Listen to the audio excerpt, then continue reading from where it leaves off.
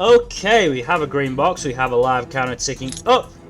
We should be live as long as OBS isn't lying to me, which I sincerely hope it's not. Which means, welcome back to the Storytime Network, and welcome back to Dungeons and Dragons, and welcome back to a fight that I forgot we hadn't finished. Yep. Same. I was like, initiative roll. I didn't know we were in combat. Mm-hmm. Well, we might as well, get busy fighting or get busy dying. To it. I mean, the thing is, recap. And so, last our heroes. Last time on Dragon Ball Z. Felix, the teleported Eladrin. Daron, the surrounded Genasi. Aldane, the paladin. And Seamus, the about to have his shit kicked in bard. Got my shit kicked in, let's be real. The four of you, plus Hayato and Kurogane, eventually made your way to the foot of the mountains to get to Yuto. After being told that you couldn't progress because a Oni was causing trouble, you made your way on foot up the mountain and got harassed by a variety of harpies chucking pots and a hook horror or two or three or four or several. Eventually, after dealing with the first wave of enemies, you got attacked by some more things. Can you mute yourself, please? Oh, yeah, sorry. I'm not used to my shit picking up everything. Yes. During which, as you were about to cross the very dangerous bridge, you got ambushed by a bullet that came out of the wall. Daron got attacked by yet another bone claw that was waiting patiently under the bridge. And yeah, just a lot of crazy, hectic things went on. Eventually, after taking a small break to heal, you made your way to the peak of the mountain to speak to the Oni and his gang. After negotiations fell through, you guys started to fight. Some of which included his several harpies, some of which more of them were in the fight than there should have been, because a few of them escaped. You also got to fight a couple of hook horrors, one of which is dead, and also the Oni's invisible chimera, because no one realized that the Oni was holding concentration on invisibility. We did, it just took us a minute. A lot longer than it really should have been, but it's fine, don't worry about it. We figured it out eventually. Hey, we still wound up killing both the Oni and the Chimera. So. I mean, you can say wait, it's more I told you. It's fine. You phoned your friend, I guess. Nevertheless, the Oni and the Chimera are dead. The biggest literal problem is now the hook horror, and yes, it is now the top of the combat order with Hayato. Let me just check his sheet and his things. As a bonus action, he is going to second wind because he is very weak right now. He is, in fact, under half his HP. That was... Club.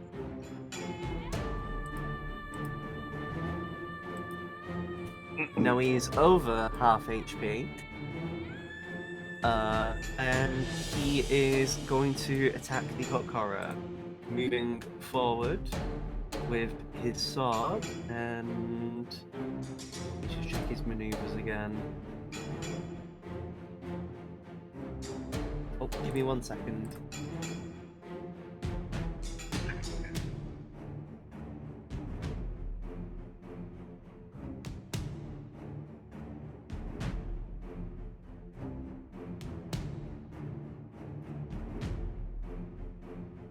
My brother was just bringing in food. Anyway, so yes, Hayato will make an attack. Let's see. No, he isn't. He's going to completely miss. Get the bad rolls out of the way first. It's fine. That hits. And he's going to make this a menacing attack as well. Because why not? And damn, that is very menacing. That's 19 points of damage. And that 15 is a fucking max damage roll.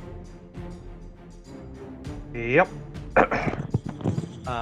Okay then. So the hook horror is actually quite low. Let me just check the thing for his kit. Right, the hook horror must make a wisdom saving throw. Let me see. And it's afraid of him. And also slowed, I forgot about that.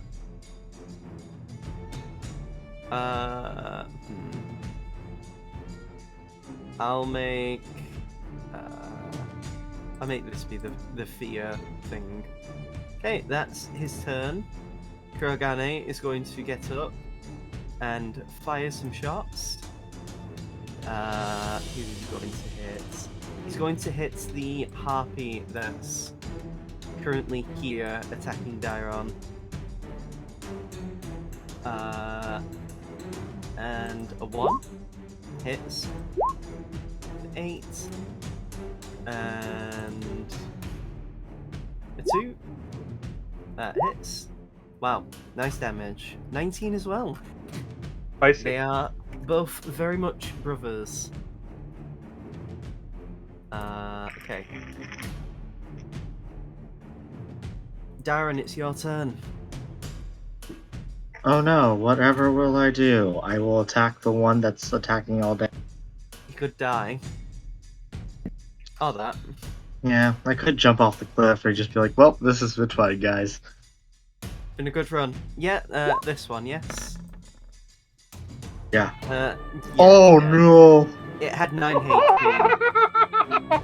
Yeah, it had 9 HP. Roll it. See how much more you kill it by. Wow, that was actually That is just sneak more than we got. Spicy shit. So you stab through the eye of the harpy, and it just immediately begins to just rot and melt away into acid.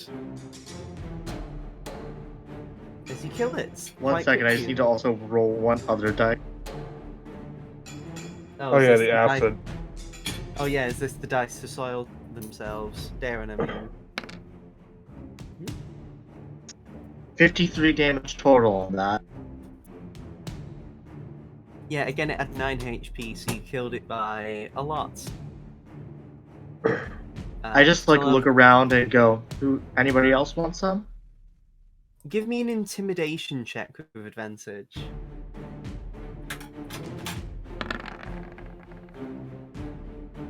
So, out of fear, all of these harpies are going to try and fly away as a reaction. I'll allow you to decide which one you want to hit, although this one has been hurt already. Yeah. Make the hit. You completely miss.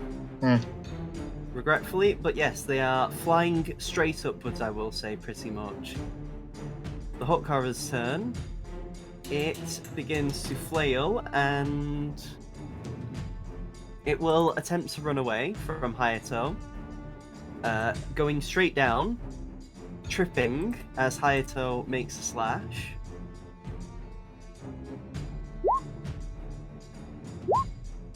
Wow, that was dog shit. But hey, max damage on the other side.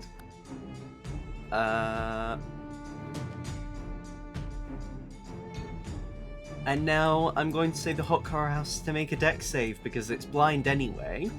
But now it's afraid, so it trips over.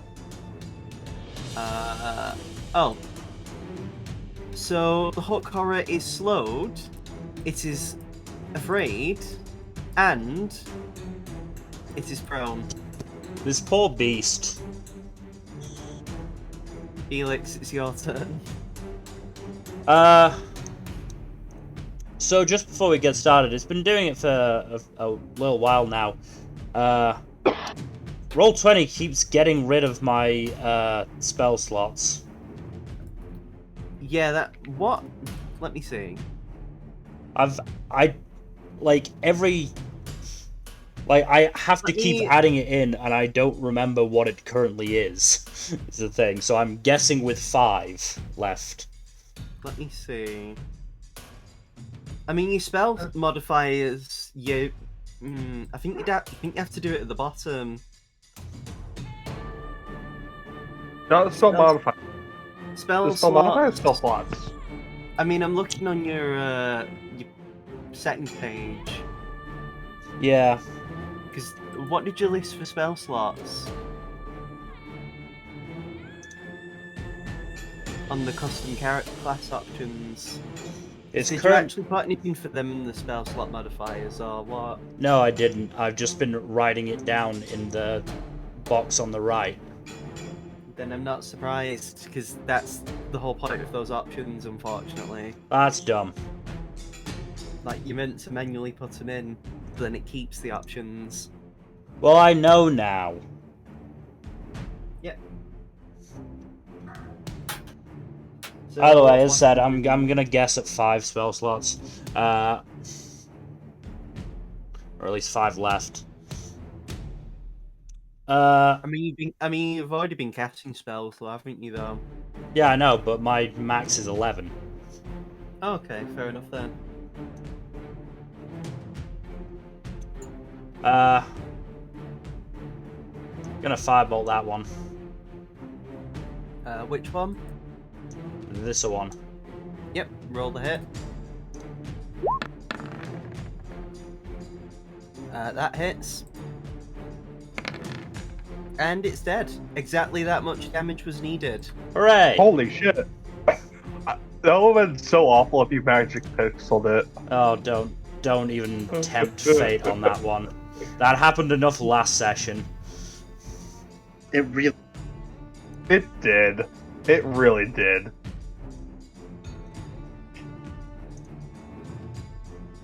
Doing anything else, Nil? No. Harpies. They move in, these two. And the one that is not Slowed. yes, will attack Seamus twice. Let me just get the right modifiers.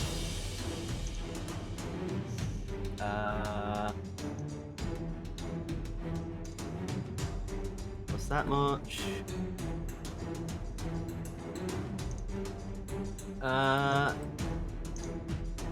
Does a 19 hit you?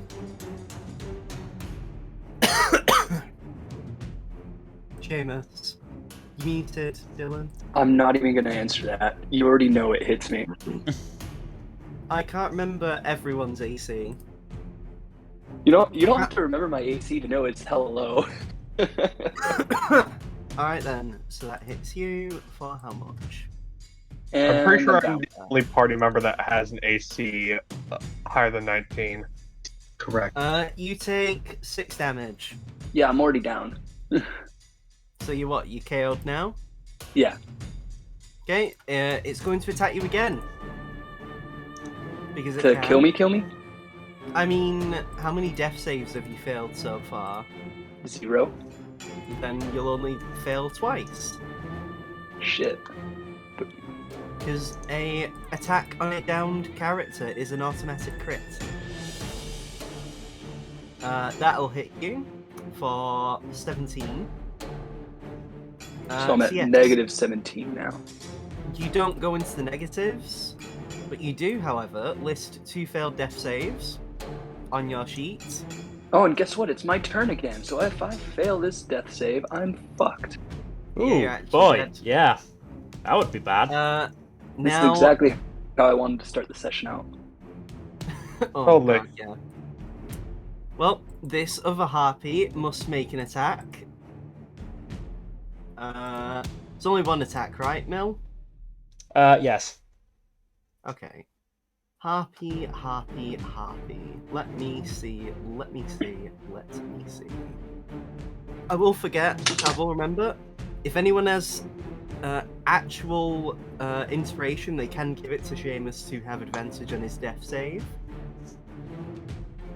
I think don't I have inspiration? You I might. don't know. You should be listing it on your character sheet if you. I do have inspiration. So you can use it to have advantage. But let's see if you don't die immediately. Yeah. No way. Wow. Wow. So let me just check to make sure. So Did something happen? we got a 13 and a 12. Neither of those hit, actually. You lucky Yes. bastard. Dylan, with advantage, roll me a death saving throw. One, first of all. Make sure to click death. There you go, you pass. Yes. There we go. That means I'm I mean, up. you can No. roll again, see if you get a nat 20 and wake up. But for now, you stabilize. Okay. Aldane, Oh. Seamus is very fucked. He looks like he could die any moment. Aldean moves right on over and lays on hands. That is your action. Let's give him a nice hefty 15 hit points. Thank you. And with my bonus action, do I still have Shield of Faith up? Oh yeah, I have that up still. Is that a concentration one? I think that's concentration. Yes, it is. 8 isn't concentration. Did I already give it? Yeah, you Yeah, I already gave it. You already gave us Okay. aids. Yes. I What did guess you- I did. Oh, I gotta mute myself again. The dog's being weird. Alright, I'm gonna use my bonus action to try a healing potion then. Okay. Oh wait, no. Actually, I think I can use... What? I'm gonna just harness Divine Power and Okay. use that to generate a spell slot. Alright. I think that's my second to last channel divinity use of the day. Mm-hmm. Alright then. Hayato's turn. He will attack the harpy that is currently being slowed. Let's see how he does. 1. That hits. For that much damage. This harpy is not looking good. Let's see if Hayato will kill it. And it's dead. Oh! And for the sake of things, Hayato will move in here. Kurogane, seeing Seamus is near death, will help him out. And a 1 hits. And that harpy is dead. Go! Oh. You okay there, How did we Dylan? lose? Still in. Yeah, I'm just switching over to my laptop here. Right then. Kuro just looks to you, Felix, and just says like, I think we can let this fight end. I feel like we shouldn't let, 2 harpies and a hook horror terrorize this place. It's only 2 harpies, but fair enough. I said 2 harpies. Yeah, and he just said it's only 2 harpies. It's... He's gonna shoot the hook horror anyway. Also, I'm changing a ruling on attacking creatures that are, like, prone. I'd say if they're a size category bigger than medium, it's just a normal hit. It would just be a normal hit anyway, because, like, technically a gargantuan creature could be knocked prone, and you could still have disadvantage with a ranged attack, which is stupid. Just like how, according to rules as written, a elephant could jump higher than a cat. Which is to say a cat can't jump because of its stats, because, yeah. So, yeah, Kuro's going to have an advantage attack because it's... like, I'd say the hook horror's so, like, screwed, it deserves to have advantage. And that's 10 whole damage. That's a lot of damage. Dairon, it's your turn. What do you do?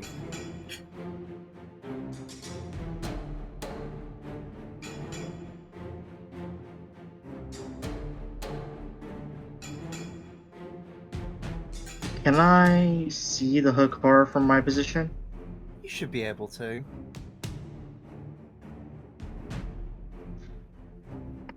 Darren cracks their neck and takes a shot with their crossbow, aiming. Go for it. Yep. You have advantage to hit.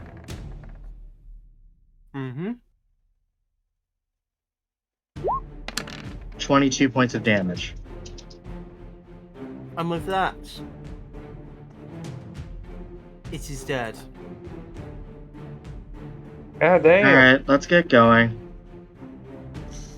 Hold on, let's Someone- solve a couple harpies. Can someone heal me first? Someone grab Seamus and throw them over their shoulder. Let's get going. So I'm gonna say now what you're actually doing, because otherwise this is still combat and you can't really talk very much in combat because that is kind of the rules. That's fine. I just kind of just go. Alright, are we done here? Is this your turn, Dairon? That's all I can do. Felix, what do you want to do?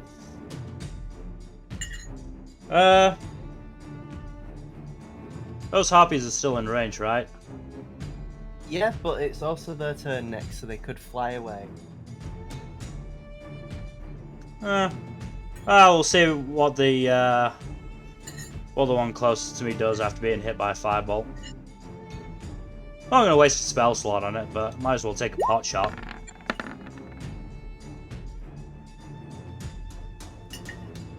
Okay. Jesus. Tom, One closest to me. you blast it with damage, and it's just like, ah, you fucking dick! And they just both turn to you. As they fly towards you now. Alright. Fine.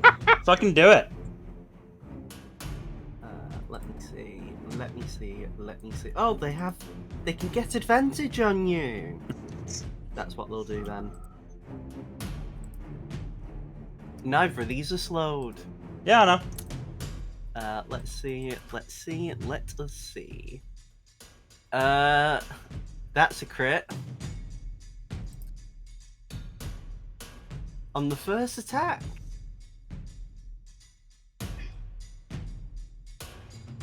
How much damage?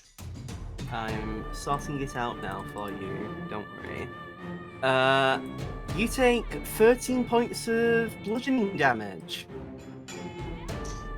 Not quite that much. Still take damage. How much do you knock it down by? 10.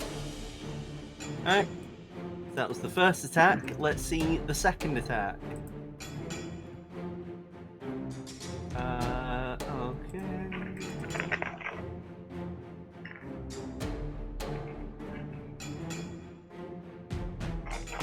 That is a 17.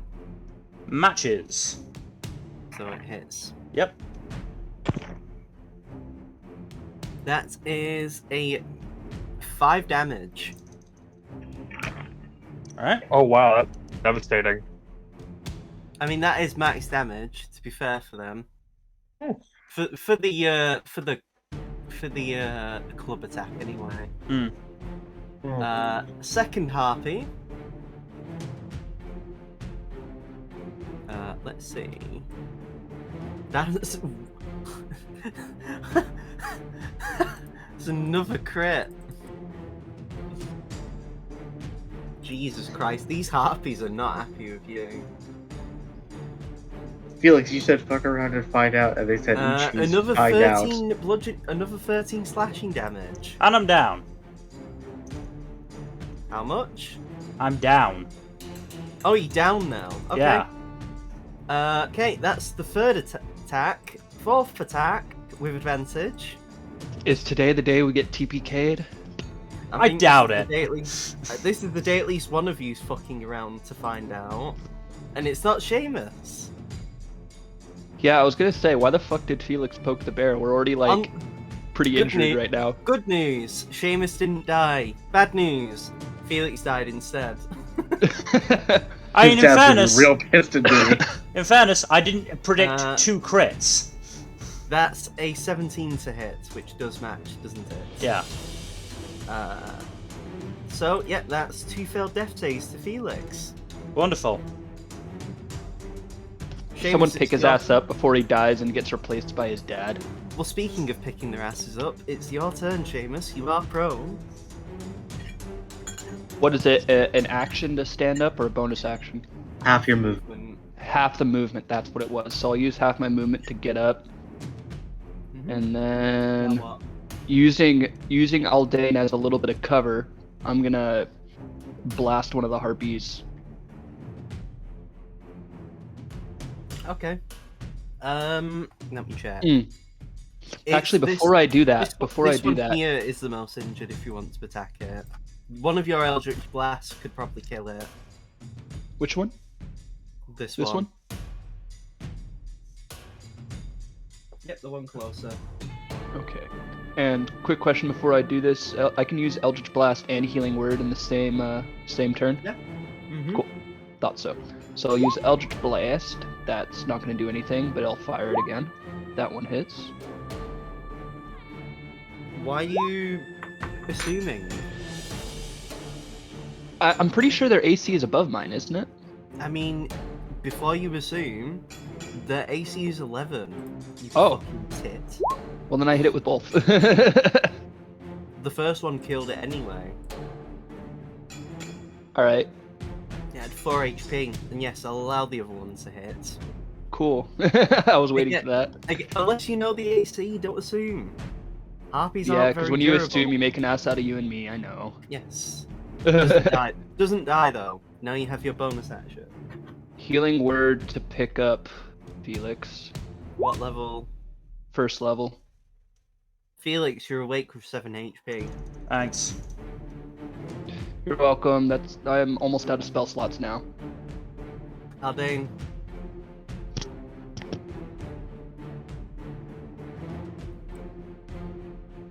You are muted, Jack.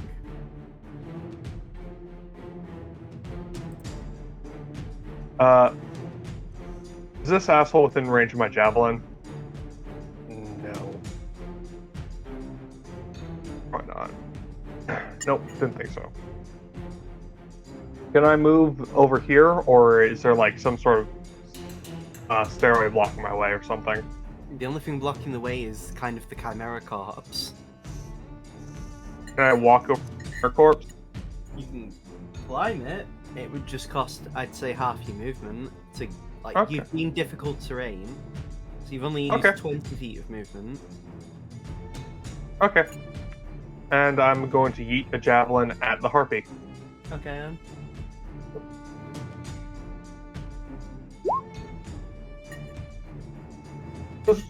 Does a 25 hit or does a 25 hit? The 25 does. Okay, I think I'll go with the 25. 9 piercing damage.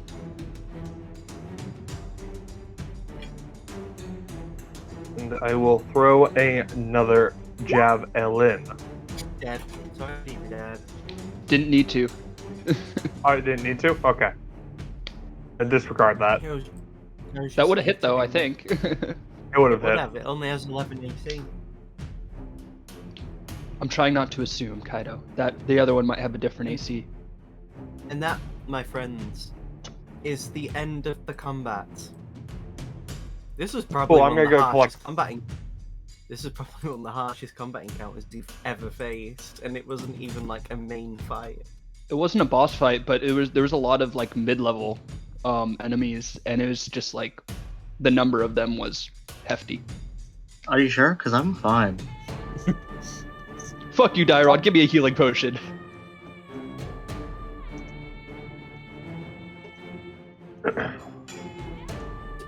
God.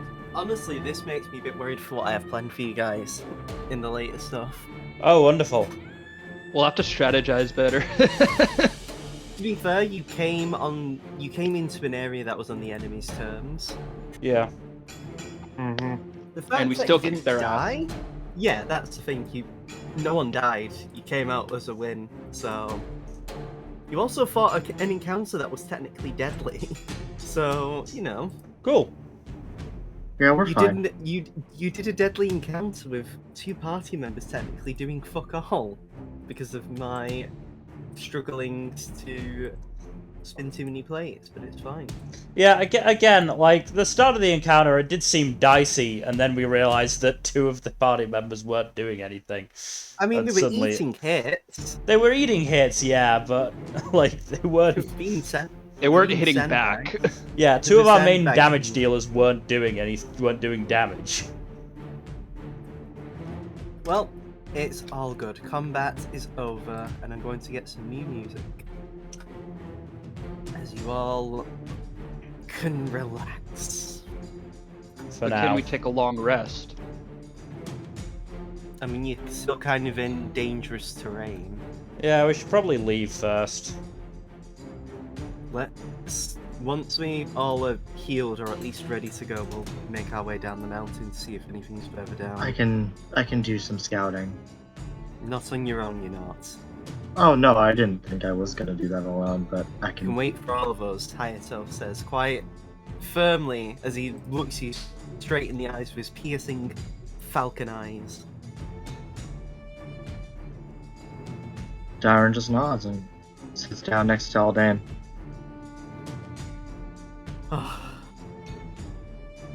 If we struggled this much on the Oni, I fear for the dragon turtle.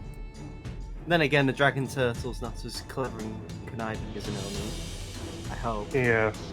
Although I think you. I look at Hydra and Curl. Though, as much as it sucks, I don't think you two will be joining us for the bit inside. No, we City can bring Sue. people along into that. Yeah, Oh, from can what we? I heard from Yeah. the reports, Kuro just as he weakly holds up a hand with his measly 3 HP out of 62. We brought... Didn't you have Prody? Yeah, didn't we you brought have Prody Prody along. Ruin deal with the dragon? Oh Yeah. yeah, I forgot about that. That was weird. And didn't you have Rua for the other piece? Yeah, It's been a minute. I had a lot of brain damage. Here's the music now. alright. Kuro just lays flat on the ground. Felix will join him. He just moves away. You okay, Aldan? I'll live. What's your HP, Haldane? Out of character? I'm at like 16. 15 or 16 HP. Yeah, you've all been really fucked in this fight. Yeah, I'm gonna need to recover a Speak for little yourself. bit. Darren's at 51. Hayato and Darren have came out the best because Hayato is now at 42, and yeah, Darren actually did very well these fights. Meanwhile, Dane has less than 20% of his hit. Finally, I got the casters to fucking sweat for once. I hate you. It's not I want you to die, it's more I just don't want fights to be a cakewalk when they're not meant to be a cakewalk. Like, if even one of you guys sweats, then I feel like I've done something good. I mean, I could have had you fight ropers, and then you would have had to deal with being grabbed and restrained, and having to spend Oh reactions breaking out my. of those. Damn it, Takai! But hey ho, you didn't have to deal with that. But yeah, you dealt with the fight. Congratulations, guys. Can we take a short rest?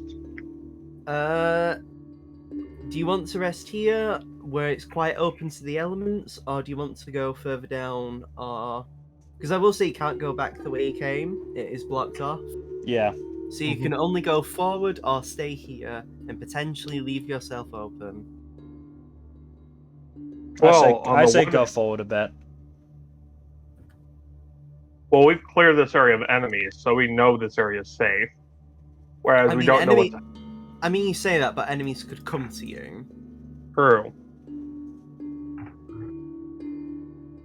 Kuro's just like, how about we heal before we move on? Smart. If I get hit again, I might look worse than Felix does right now, or Seamus does. Yeah, those two are in pretty bad shape. So here's the thing. If we're gonna get attacked, we're gonna get attacked, so we might as well stay here and let Hayato and Dairon take care of anything that comes. Yeah, but Hayato doesn't have range. At least if we take the time to heal now and then move on. That's what I mean. Find... We stay here and rest for a little bit. Oh. And anything that comes up to us, Darren and Hayato can take care of. Half an hour rest shouldn't be too much of a issue. Where are you resting? Or are you just going to flop like there, where all the dead bodies are going to collect stink? Aldane's going to climb up and just rest his back against the cliff over here. Girl's going to go down there as well.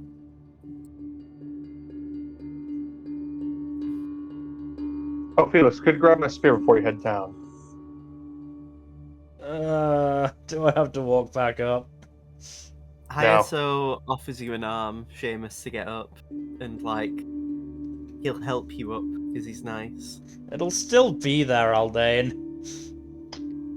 I'll grab it. That's fine. But yes, you make your way up, and you all can enjoy a short rest. Roll hit dice. God. Don't forget about Song of Rest. Yeah, that's. I'll look at that in just a sec here. Kuro's gonna use all of his hit dice though, because he needs it. Regardless of how much you give. Oh wow, that was actually pretty good though. Aldane only has 2 hit die left. Yeah, let me do the roll for Song of Rest real quick. These are all Kuroganes, by the way. Damn, Kuro's fucking popping off. His cock is huge right now. By the way, what's with the +1 and +3 on the hit die? How does that work? Con modifier. Yeah. How do you get a modifier in the hit die? Again, literally just said it's a con modifier. Oh, it's Constitution makes your hit dice roll better. That's why. So everybody get that +4. That's why there's kind of whatever hit dice they roll. That's kind of why there's a bit of a disgusting disparity between casters and like marshals. Because martial classes have better HP dice and typically have better con, whereas casters are usually quite frail unless they put them into con and also have naturally low hit dice. Can I get a mulligan on one of my hit die because I rolled shit for both? No. Otherwise, Well, my hit dice got me right back to full health, and I'm guessing aid is gone now. It lasts for 8 hours. Yeah, but it was cast like at least an encounter before this last one. Yeah, but this has only been like an hour or 2. Yeah, it's not been that long. Hey, So Jack, still you could be complaining. You could be seeing Kayato's hit dice, where he's getting fucking minimum roll. He's getting railed. I only have 2 hit die to use, and I've used them both, and I got a 4 and a 3. Sucks for you, doesn't it? Yep. Yes, it does. I'm back up to full. I have. Hayato is at full with Song of Rest. I am just over a third of my total hit points. I mean, dice rolls, or who knows? It depends on what you encounter later on, doesn't it? Yes. I only have 1 healing potion left too. as you are resting up, in the distance that you can see towards Yuto, you see dark clouds gathering. And then a flash of lightning strikes in the distance. Looks like you're going to be getting into a stormy one, fellas. Wonderful. We should probably move ahead and find a shelter, if nothing else. I don't want to be struck by lightning. I've already seen a guy do that. Yeah, not a great time. To be fair, he lived. He also lost most of his hair, but he lived. Although if I lost most of my hair, I don't think I'd want to keep living. Alright. Kurogane just looks to Hayato, but hey, if Hayato gets struck by lightning, at least we'll have fresh chicken.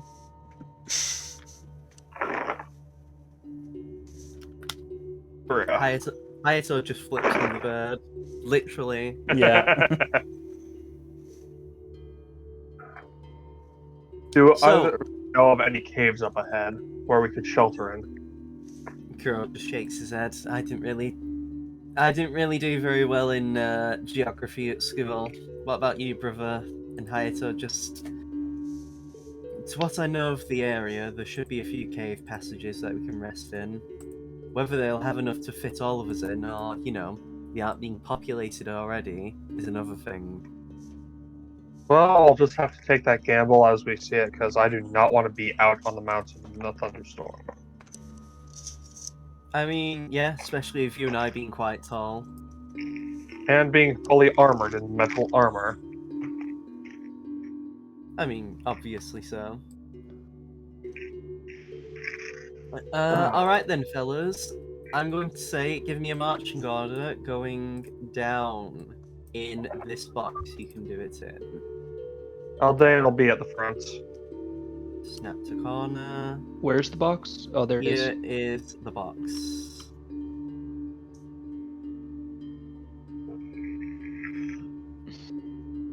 Alright. Okay.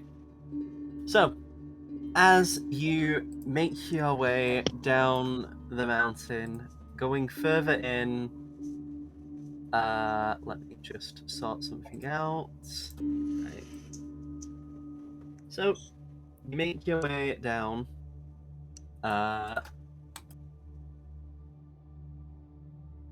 Sorry. Right. As you're doing, in the far, far distance, you do actually see a couple of harpies, but most of them look quite scattered. Honestly, probably all the noise you've made has probably given a lot of your opposition a good enough indication of that they probably shouldn't mess with you. It's eerily quiet though as you make your way down. The only companion you have aside from yourselves is just the wind, and the occasional thunder strikes you see from lightning that get not close to you that they could hit you, but the ones that are closer for how little that matters. Close as in still hundreds of still miles away, but By the way, do you think that Akito was the Bone Claws master? Probably so. From what I know of Bone Claws, they're drawn to the evil and wicked of heart.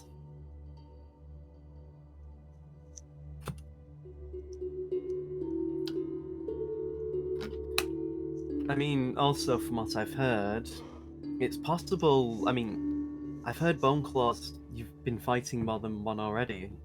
I believe there was one in the capital of Centralis, and also apparently you dealt with one in the mountains of the Forbidden Heights. Yeah, I think that was the third one we faced. We've faced too many. I mean, you're dealing with a Dracolich, and Bone Claws are made from failed liches, so it wouldn't be surprising if they're drawn to a greater form of themselves. So it's possible you might end up dealing with more. Did you deal with a Bone Claw while you're in Bovetment? Probably. I don't remember. I don't think so. Rue would have been impaled by it if we did. Yeah, probably. Uro really has a rough time getting impaled by bone claws. Speaking of the Forbidden Ice Bone Claw, did we ever actually deal with that once, Master? No. That's my knowledge. Nope, you didn't. I mean, you also don't know if there The was a Oni bone bear claw. probably did. You also don't know if there was a bone claw in Bovetman. So there's at least 2 unaccounted for. Well, Excuse me. if a Bone Claw starts causing trouble in Bovetman, I'm sure, well, somebody will take care of it. Maybe he'll charge an exorbitant fee and make a contract deal for it. Yeah. Or maybe it's already theirs. Who the fuck knows? Nevertheless, let's not worry.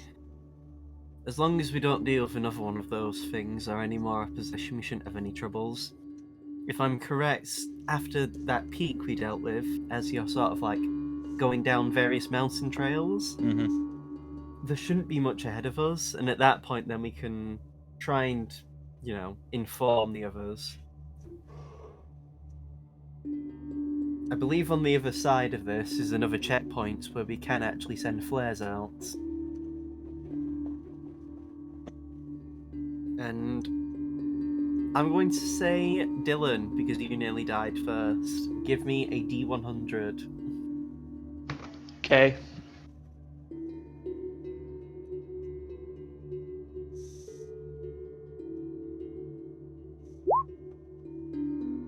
Okay. So, as you get further and further along, you all begin to see the lights of what looks like a building in the distance. And another Torii gate, in fact. This isn't the same inn you were at, this looks like another one. But you do see several soldiers in the distance as it looks like they have been blocked by something.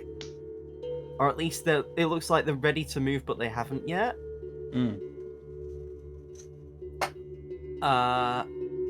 And yeah. During the entire time that you make your way back down, though, you don't deal with any opposition. Cool. But you do see the storm clouds are actually reaching further out. From their position, it looks like they're actually a lot over most of the capital. Ooh.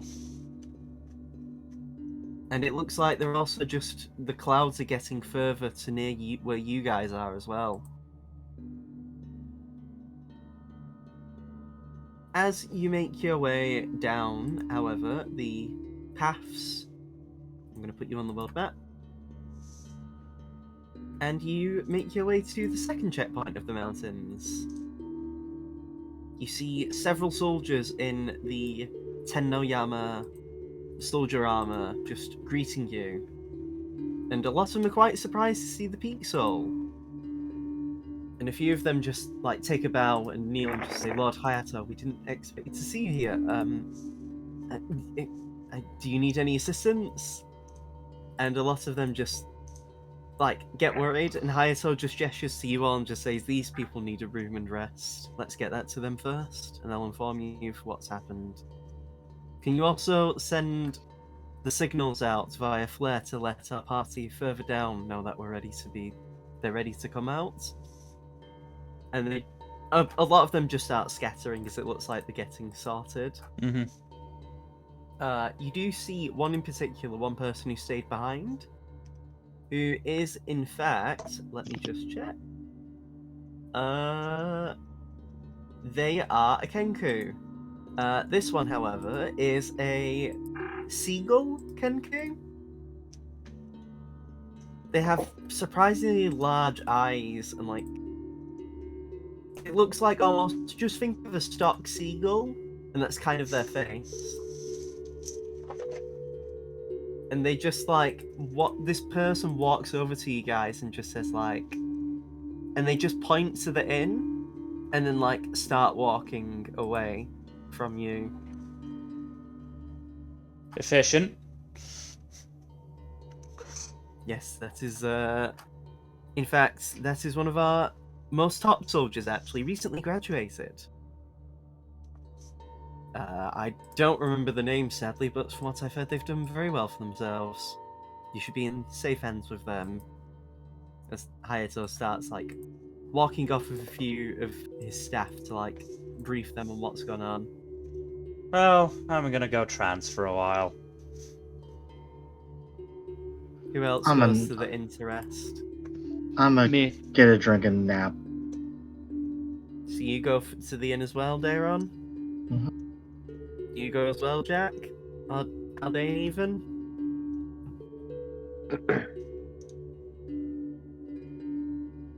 Jack? Yes. Did you hear what I said? Yeah, I heard. I'm going to the inn to rest. Okay. Just making sure. So, as you guys make your way over, you just start hearing more claps of thunder. And as he gets to the door, let me just check. Daron. Hmm. Actually, everyone, roll me a dexterity saving throw. Oh god. Daron, Of you have it course. at disadvantage. Oh dear. Because Oh, didn't matter anyway. Daron still failed badly. Actually, this works. Oh, thank So, God. So Kuro was with you guys, so he has to make a dex save. Oh dear. So all of you, so Seamus and Felix, you're used to sort of like thundery days, especially if you've been so high up. Mhm. It's not uncommon for people to be actually struck by lightning. Oh god. So the moment you just see the I take flash half damage. overhead, I take half damage. okay, I'm still not done with you yet, again though. So shush. Seamus, Felix, you just know Aldane. You both immediately look to him as you see the flash. Your mind's just kick into overdrive, and you just fucking tackle Aldane because you know if he gets struck, it's gonna be bad shit. Kuro should know this, but he's just too busy being very tired, and he's right next to Aldane with a hand on their shoulder, about to speak to them, as the lightning bolt hits Dairon straight on. And you just hear a loud, girly scream from Kurogane as he gets frazzled and knocked out. Oh, this is how you're doing it. And you all watch as lightning courses through Dairon. And I'm going to have to ask you to turn off the music now. Will do. Give me a second. There we go. It's off. So again, Hmm. you were saying how you dodged it, didn't you? You only take half damage, right? Yeah. This is how much damage you take. Holy shit! Is that before having or not? This is before halving. However, you didn't see it, because how could you? The thing is, all of you see the lightning hit Dairon. Also, Kurogane takes this, and he failed, so he's KO'd. I'm also knocked unconscious, but yeah, continue. Yeah, Dairon doesn't fall down right away, though. And you all notice the lightning was a lot bluer than it should have been. And it takes a moment Akito. as lightning courses through Dairon's entire being before Dairon then passes out. And I'm going to get some new music as I assume all of you immediately rushed to Dairon and Kuro? Yeah. Yep. It'd be funny if you guys said no, though. Kuro's entire left arm is just scorched. Like I was gonna say scorched off. The armor is scorched off. But he is mostly okay. He didn't take most of the damage. Good. He still took damage, but he's not Yeah. as fucked as Daron was. The thing is, Daron doesn't look all that bad. Like, they're clearly unconscious. You can clearly, like, the moment you touch Daron's body, they are very hot to the touch. Can I also I just say imagine, that some of those D20 rolls were garbage. Most Yeah. of them were. Yeah? Still 77, though. I know, but still, like, What you gonna 3 say again? 5s. What I'm gonna say is, I want to imagine like Darren's skin is like it's almost like it looks like they are like a storm cloud almost at this point. Right now, Daron is just looking very. I was gonna say pale, but they're very pale anyway. But like pale, I guess you could say. Like you see bits of lightning tingle off their body, kind of like Super Saiyan 2. Hmm. It's kind of Mhm. like that thing of just electricity occasionally crackling from their body. And yeah, Boy, oh boy. as the light in Dairon's vision dims, not long after the lightning strikes, you immediately come to, Dairon. It feels like it was immediately. Only you find yourself in what looks like a crumbling. The first thing you see, I should say, is a giant tornado in the distance. As you look around your surroundings, you see floating bits of rock, and I'm gonna play some music. Here you go, Mill. There you go. Yeah. Okay. You see bits of stone and rubble and like pieces of metal and just various things that look like that have been swept up in this tornado are just floating in the distance. As you look down and around to whatever platform you're on, it looks like a piece of wall that's been just ripped off the side of a building. And you see in the distance there's other buildings that are sort of floating on rock in the distance around you. Almost as if like an entire island has been formed around this giant tornado. And it's the only stuff you see in the distance other than clouds.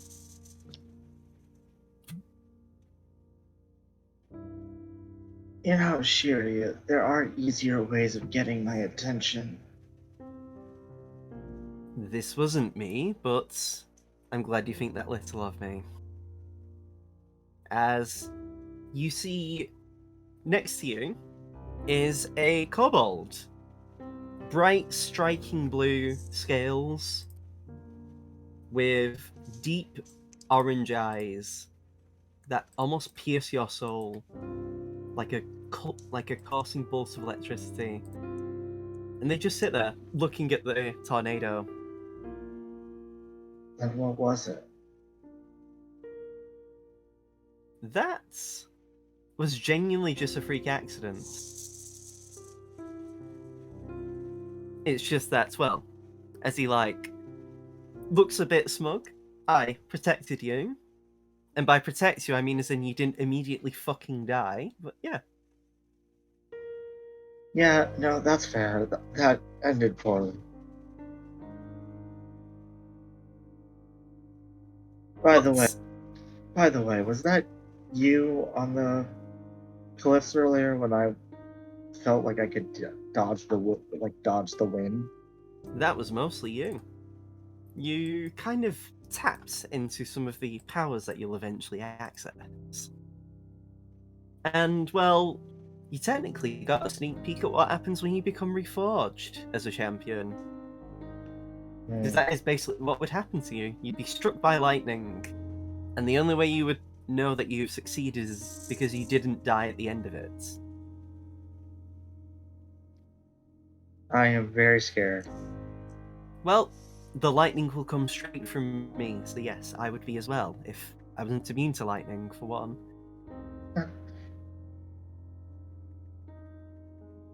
But Still, when you wake up, you should feel some changes in your body.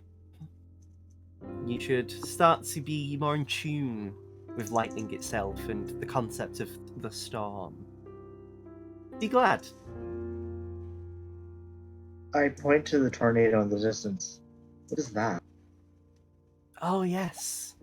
Well, this was, how do I...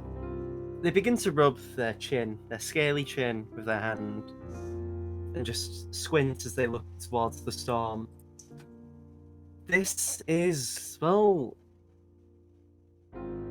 were the last thing I saw before I ascended.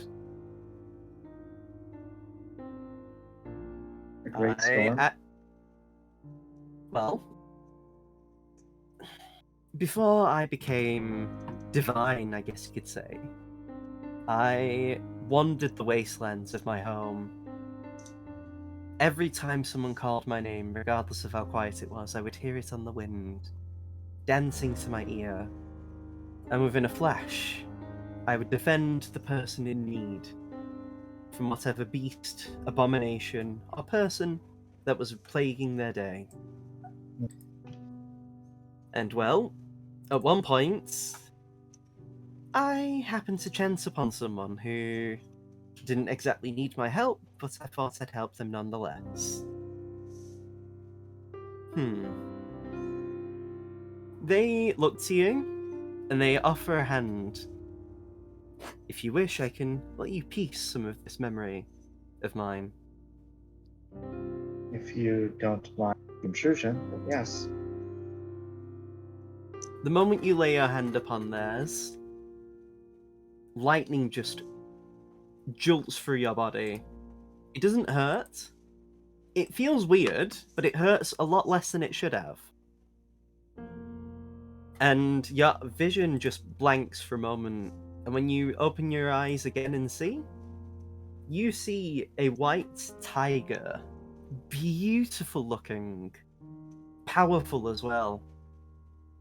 And they just lay there with a collar around their neck that looks like it's almost digging into its skin. It's not that the collar's too tight, it looks almost like it's trying to restrain it. And the one thing you can tell is that its gaze almost looks quite dead. Like it's got no hope in it. And you see it there on the floor, dead. And you see a blue hand reaching out for it. You don't hear what goes on, but before the tiger can really respond, the vision that you see lunges forward to the side, and you see this thing. It's hard to describe it really, but like it. The best way to describe it is that it has like almost this darkish skin. Most of its features, unfortunately, are obscured by the hood it's wearing. Sorry, my dog is barking. It's okay. Could you repeat that last? Excuse me. Most of their like appearance is obscured, so it's hard to really make out exactly what you can tell. The only thing you can see is that their eyes, quite serpentine in nature, or at least reptilian. They seem to have quite humanoid features, but you notice is that it reaches a hand and tries to cast a spell. Immediately, the figure of vision that you're looking from forms a spear of lightning and just jams it right into the creature's throat, going through its hand to then stab it in the throat. And it just falls limp, as then the lightning bolt, pretty much that is in this creature's hand, just vanishes, and the body just falls. Damn. And before anything else can happen, the area just begins to tremble and shake. And the figure that you're looking from moves to the window that's nearby, and you immediately begin to see a swirl of air just form. As then pieces of the nearby area that you can see that looks like some sort of... It looks almost like I'm trying to think of how to describe it, like a mansion of sorts. That half of it has already been just chunked off this giant tornado that's quickly beginning to form. Pieces of the land are breaking off. But as you look around, you notice the architecture is quite similar to Tennoyama. Like that sort of like Eastern architecture. But you're certain you would have known that this would have been a thing to happen. Or at least, you know, it might have come up in conversation with the people from Tennoyama that you know, given that this doesn't seem hard to miss. Nevertheless, you see all of these pieces of building just breaking off. You see the figure turn to the white tiger that's still looking quite despondent on the floor. And again, the blue hand reaches out to the tiger. And after what probably feels like a couple of moments, the tiger looks up and just slowly reaches a paw out. And before their limbs can connect, your vision returns, and you find yourself in front of the giant swirling tornado and the blue kobold in front of you, or to the side of you anyway. Damn. And that was the day I met the Byakko. I was gonna say that. That was his Damn. master. He was a white tiger, one of very few, very rare to see. And he was forcefully awakened by the master, hence why he looked so miserable. Because, well, he had our level of intelligence. He knew what it was like to be beaten and abused. And, well, in that moment, a power welled inside. As once I began to focus my energy, well, you've seen my other form. That I have. I was the first of us four to ascend, I guess you could say. Really? And at that point, I became a true dragon. Huh.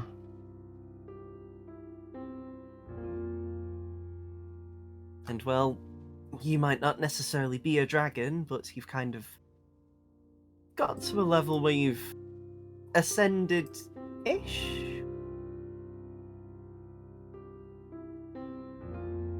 What do you mean? You'll have to find out when you wake up. All I'll say is be careful of any flammable objects in the area. Otherwise, don't worry. Okay. Also, if you stay up late at night, you'll probably be a bit bewildered. Don't worry about it. I'll take your word for it. I mean, you'll have to. What other choice do you have? Fair enough. It's good to talk to you again, Serio. It's also a good excuse to talk to you anyway. You'll eventually be forced to confront some truths about the world and who you are as a person. And I'll be interested to see how you react. Honestly, so would I. I believe you and your friends are of good character, though, to handle what comes your way. Hmm. Especially that Felix. Ooh, it's been funny watching his struggles. I mean, I Yeah. never knew my father, so I don't know what it's like. You should see Byakko and Genbu, though. They can't even eat popcorn in their existence, but they're still trying to if they can. To be fair, I think Aldane and Felix have very interesting experiences for them to watch. Apologies, you don't get quite the same level of entertainment. They slowly close their eyes and nod in understanding. I mean, it matters not. I'm just interested to see how the world unfolds. There is no shortage of entertaining people in this world. Not from you, not from anyone else. Would you like to see your friend with the arm?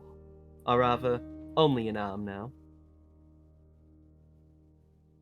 What? Do I know he means Kuro? They Or pause. do you mean Rua? I mean, Rua. Yeah, is he okay? If you wish to. As he holds out the hand again. If you wish to see, then. I take it more eagerly. The bolt of lightning, again, that rushes through you feels less intense than it should have. And your vision goes, and you see Rua, who, at the moment, is actually out and about. You see him doing some sparring with Akrua. It's quite gentle, honestly. It mostly seems like rehabilitation for him. But you can see him stumble quite a bit as he's clearly having to deal with the fact that half his body is a lot lighter than the other half. But you do see, and you didn't. This wasn't the case when you saw him off. It seems like he has an upper right arm now that's bandaged. And in fact, most of his chest is bandaged, as if it's trying to hold together whatever's making his now upper right arm, like keeping it in place, if you will.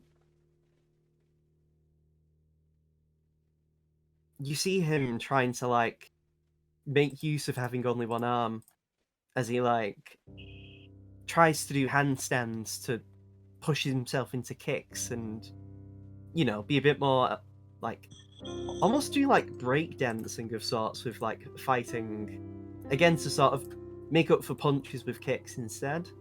Hmm. He seems to be doing well, at least. He doesn't seem to have that, like, what's the word?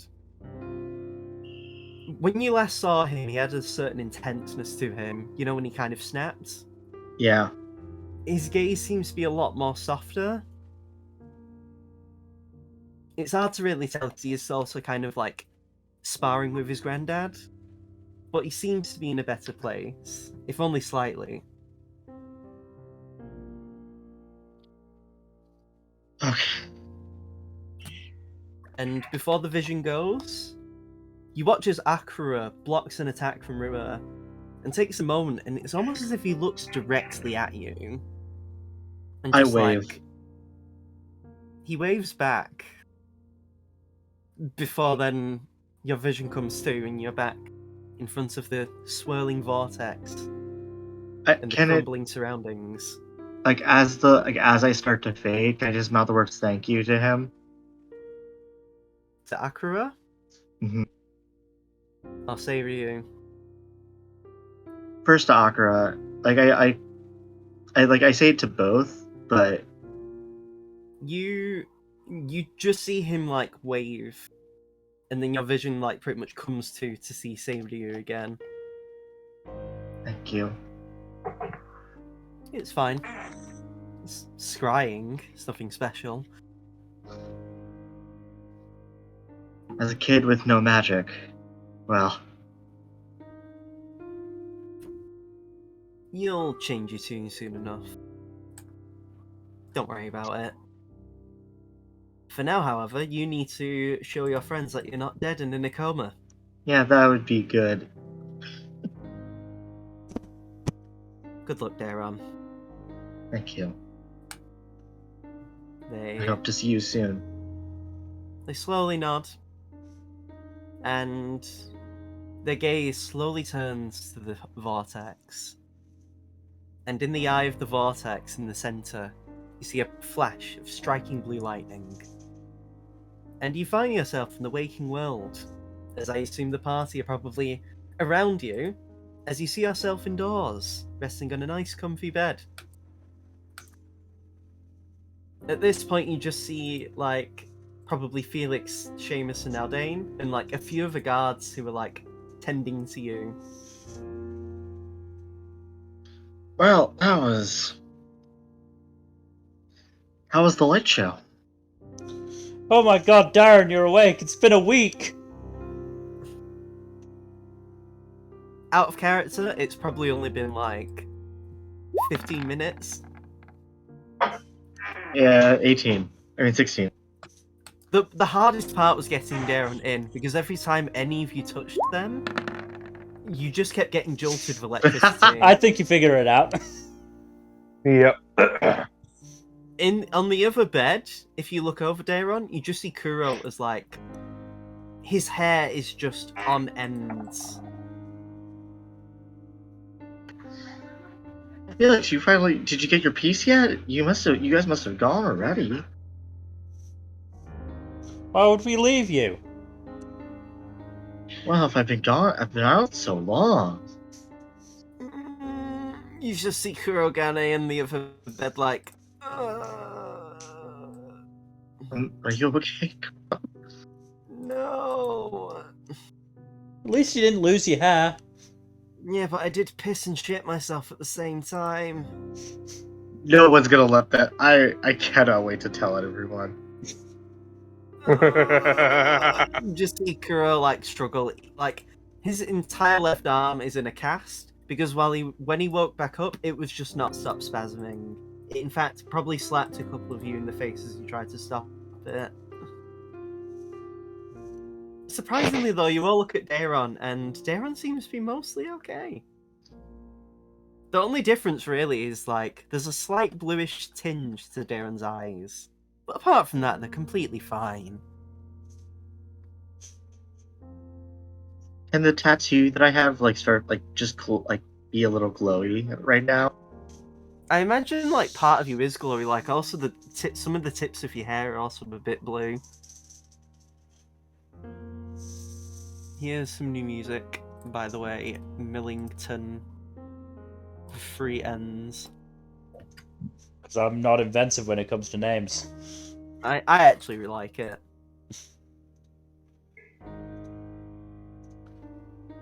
Well, As- no. Trust me, As my original fucking like internet username was worse. I mean, I only got this username because I'm a .hack fan.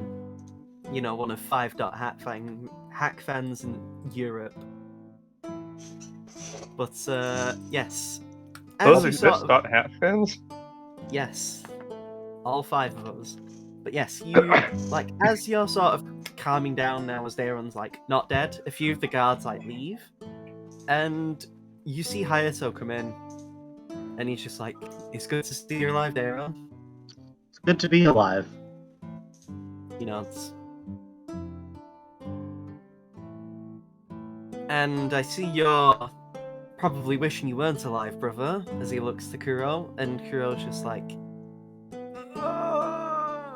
yeah. Don't worry, we'll make sure to never let him live this down. Oh, I already have told mother and father. Oh, we will tell everyone under his command at the guard house. I expect no less, as he smiles. Honestly, if you find the sending stone, you can do it now. It's fine. Let him live a bit. I mean, he probably wishes he weren't living, but you know. He walks over though, and just like, how are you feeling, Daron? Can you move at all? Do I feel fit, or like am I a little sore from what? If you wiggle your toes and like check your hands, you seem to have all of your motor functions. Not immediately. If anything, you feel lighter almost. Yeah, never better. Weirdly. Good to hear it. As he like almost bangs the chest of his armor. It's good to hear. You are very pivotal to this, so we can't afford to lose you at this point. We already nearly lost Seamus and Felix, and they had their shit clubbed in by harpies. I would have been fine. I mostly like to think that you guys can get along without me just fine. We need your sharpshooting skills. Not only that, but you have one of those pieces. Which, by the way, has been surprisingly quiet since you got hit by that lightning. Yeah, If you look I just over, had- the blade's actually like in the sheath, like it's completely inactive right now. yeah, that tracks. I just finished talking to Sadie, so. He widens his eyes. Oh. Well then, that's definitely interesting. I tell the I look at it pretty. Rua seems to be doing okay. He's up and about and doing rehab with Sakura. You just see Kuro in the corner like, oh, good. Ah. He's just like, And in better news, he seems to be less emotionally raw. I only got a glimpse of him, but his eyes were softer.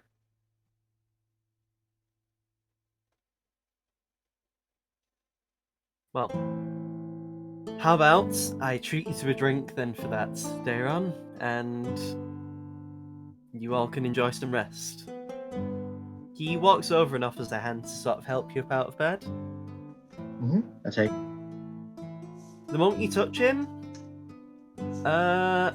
give me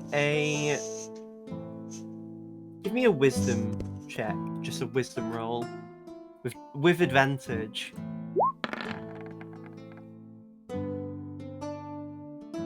You are about to touch his fingers, and the moment you do, all of you just see lightning just course from Daron's hand to his palm, and Hayato just immediately jerks back. You all just see Daron's fingers like crackling with electricity for a moment. That is new.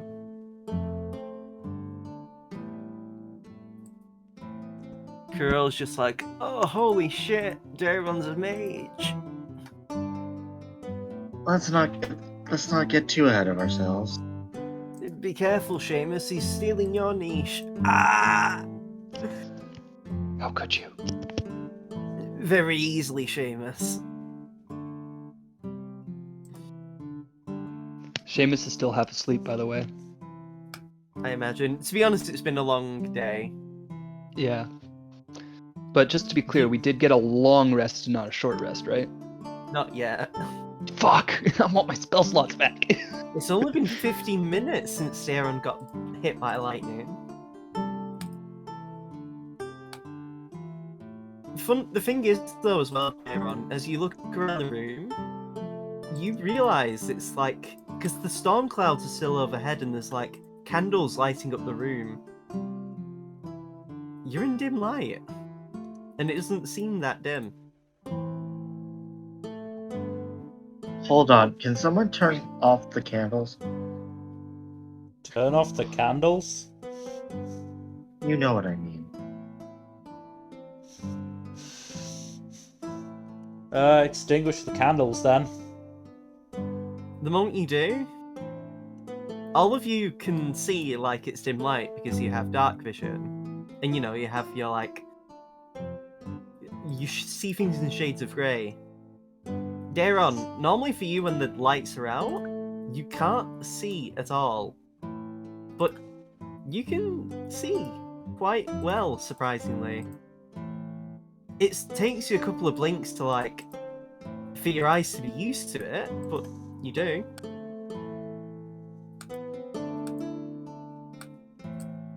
No. What the fuck?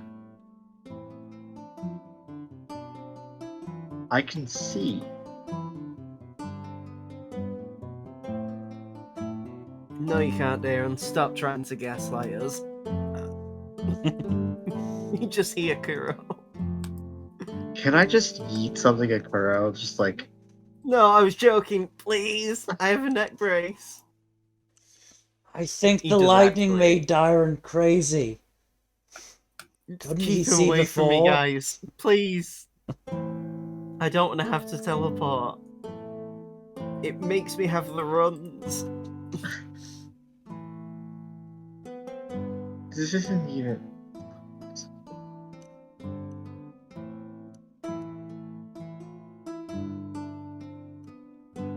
Okay, something's weird. Seiryu mentioned. I like go through everything that Seiryu mentioned.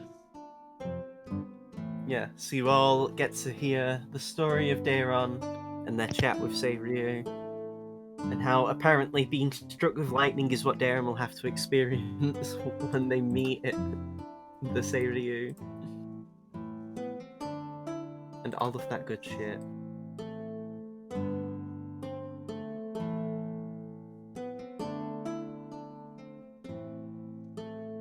And I don't tell them about the Byakuya, like the story, Seiryu's memory with the Byakuya. Okay, fair enough then. That felt like a thing.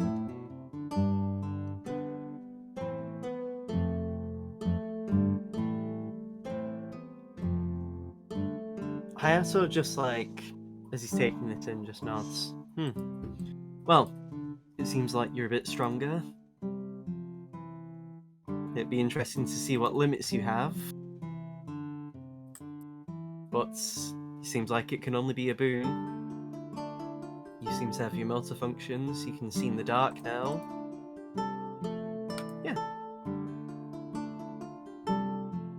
Honestly, I'll take it. And yes, again, you can add in your dark vision, lightning resistance, and the mingle of the wind. As you now can use shocking grasp if you like. And I can also use feather. And you know what, again? I'm allowing Did you to really use just have the party get struck by lightning just to give Dairon more power? Yeah, and also again, I'm allowing you to use shocking grasp with sneak attack. Oh, Jesus Oh. Christ. The shocking grasp will count. The sneak attack damage will count as lightning damage from it, but yeah.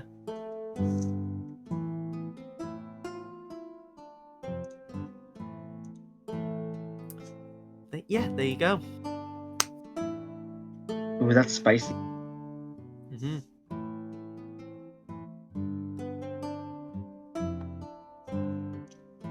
But yes, now that's happened, you can all enjoy your long rest if you like, unless you want to do some roleplay before you rest up. Nope, going straight to rest. Seamus's roleplay is getting the fuck to sleep. Okay.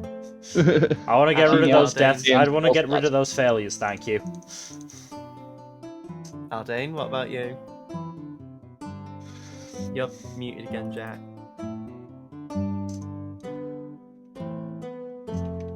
I assume he's going to rest up. Yes, I Type am. something to say of what? Right, there we go. Alright then. As So- you... What? Long rest now?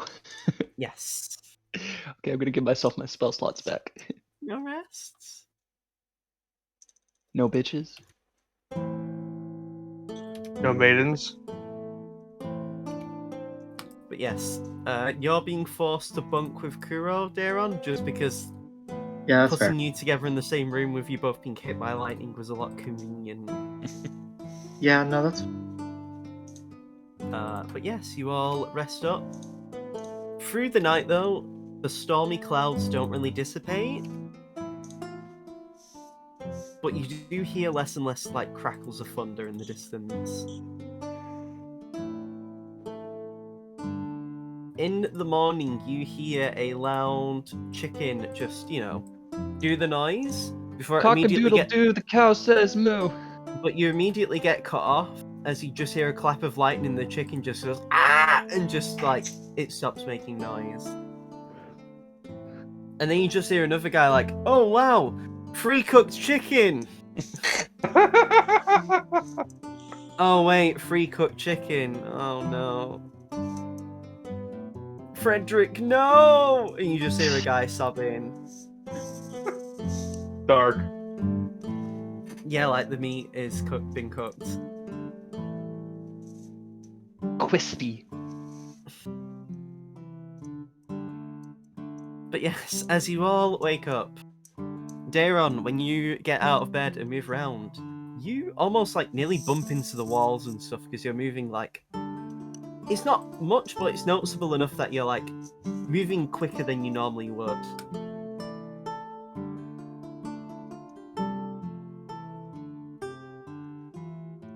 That's new. Amp speed. He's only got +5. Dave's only got +5 speed. It's not that much. I was gonna joke and say Darren's also gotten shorter, and I'm just gonna force him to be small. I think that would have been funny. It would have been. I would have been like, yeah, that's fair. You gain several buffs. The only nerf is that you're 5'4" now. But no. Yes, as you all gather downstairs at the bar, or at least the inn, because it is the whole thing, you see some soldiers who are like eating food. You see Hayato, you see Kuro, you see Felix's dad with his aide, Riku, and a few other people. There's less people eating, so you can sort of choose who you want to sit next to. Oh, do you just use that on someone? No, I'm just testing. Okay. I'm just testing. Ning springs from your hand to deliver a shot. Okay, cool. That also works. Sexy. But yes. So yeah. Where do you guys sit in the morning? I sit with Kuro and Felix.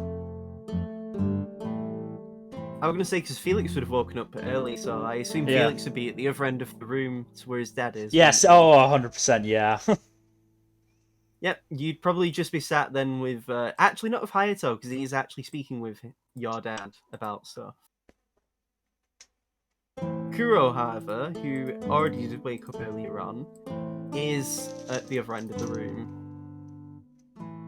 He still has his neck brace, but his arm has stopped spasming. Fucking neck brace, I'm sorry. It is so funny. I don't feel anything in my tongue. I feel like this is a you problem. You've been watching him, like, drink hot as fuck coffee, and he's just not reacting. You Like, okay? he knows it's hot.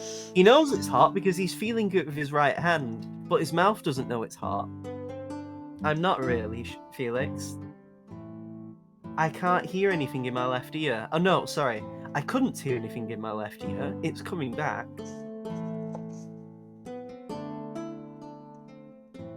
So, if we want to insult you without you knowing, we should do it on your left side? Yes, and I guess I'll just have to pay you less when you do jobs for me. You know, we I get had paid? I had a really nice apartment lined up for you guys. I guess I'm gonna have to send you somewhere a bit shittier. Dang. It's not my fault we got struck, but you got struck by lightning. I know it's not, but you don't need to be a dick about it now, do you? Yeah, It was being That's a true. dick. I mean, you know, there is someone on the other side of the room, and I'm sure you'd love to speak to you now, wouldn't you? Don't even start that. I will Misty Step away. Oh, near your dad? How nice of you. As he gives you a playful wink and starts continuing drinking his coffee. That's still fucking scalding.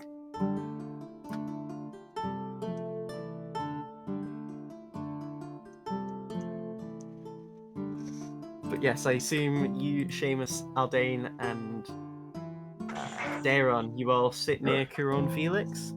Yeah. yeah. You get some lovely food brought out, some more lovely Tennoyama cuisine. You do see Kuro kind of struggling because he is actually because he's trying to eat with his left hand, but the problem is he's like overextending and gripping the like stuff with his left hand too hard, and so he's kind of like having to do everything with his right hand at the moment, which includes like stopping to eat, to drink, and like it's just very weird. I'm glad someone got a fucking benefit out of being struck by lightning. To be fair, Siryu did say that it wasn't his fault. So, I wasn't blaming Seiryu, I was blaming the fucking weather. yeah, it just worked out, I suppose, for me. It could have been Rolls his worse. eyes.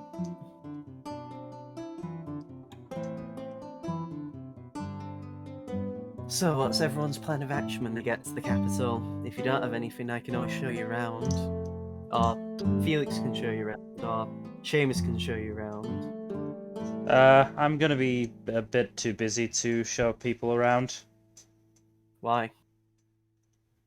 Because it's the first time I'm going to be back in my home city for over a year.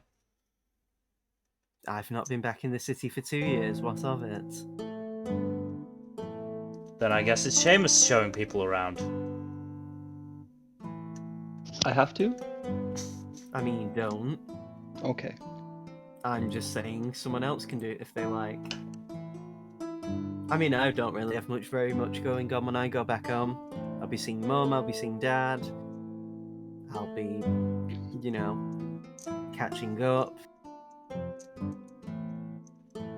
All that good shit. I'll probably be catching up with a few of our old friends, Seamus. Yeah, just at the bar, probably tying one on. He nods. Oh, hey, I forgot. What's his name now? That's another thing. I've been kind of dealing with some memory loss since I got hit by lightning. You're gonna milk this, huh? I'm not milking anything. I was right fucking next to you, and unlike you, I'm not chosen by a fucking deity. I'm just me. And you know, as amazing as I am, I still have some limitations. Jared just chuckles and lets him talk. If you tried to taste of shit, I'd recommend you eat it. You might enjoy it. I know I'm struggling to taste. It's why I've been having this coffee straight up. I didn't know you knew what shit tastes like, Kuro. I mean, I can only assume, given how much shit Seamus and Felix ate in that last fight. Seamus needs a drink after that. You both didn't get struck by lightning, but you might as well have after that burn. But pretty much the rest of the day just continues like that. Eventually, you do actually see Felix's dad leave with his aide, and Hayato just sort of like walks over to you guys. The others are slowly organising things. We're preparing to evacuate some of the ports in Yuto and other things like that for our impending fight. However, once you get there, I'm giving you guys a full day to relax and do what you want for fun. After all, things are mostly still fine, it's just, you know. Thought I'd give you guys some levity before we all go into some serious crap. Just don't cause any problems and commit any crimes. I'm going to do my best. It's not a matter of doing your best, it's a matter of you actually just not being a bother. We're friends, Alright. but friends don't give you a free pass to stuff. I know, I'm not gonna do anything. It's not my place. Good. Especially you, Seamus. Use your playful wink. Seamus is barely even paying attention. He's just like mentally exhausted from getting knocked down not once but twice yesterday. Well, I'll see you around. I have to do some things. Apparently someone's chicken got fried this morning, so I have to investigate that. You're telling me a Rolls are chicken dying. fried this rice? No, but a shrimp did. Is he Even just... worse. He actually points to the chef, and you do see a shrimp try to... I'm genuinely impressed. That was a good bit. Yeah. It's almost like him. The thing is, Ken, if you make 100 jokes, at least one of them will be funny. It's even funnier the second time.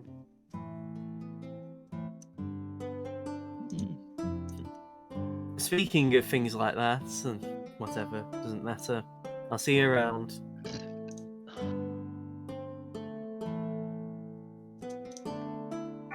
As he leaves, you do see a couple of soldiers sort of filing out, and you hear one of them just say, "Apartment complex." I mean, I find it rather simple, but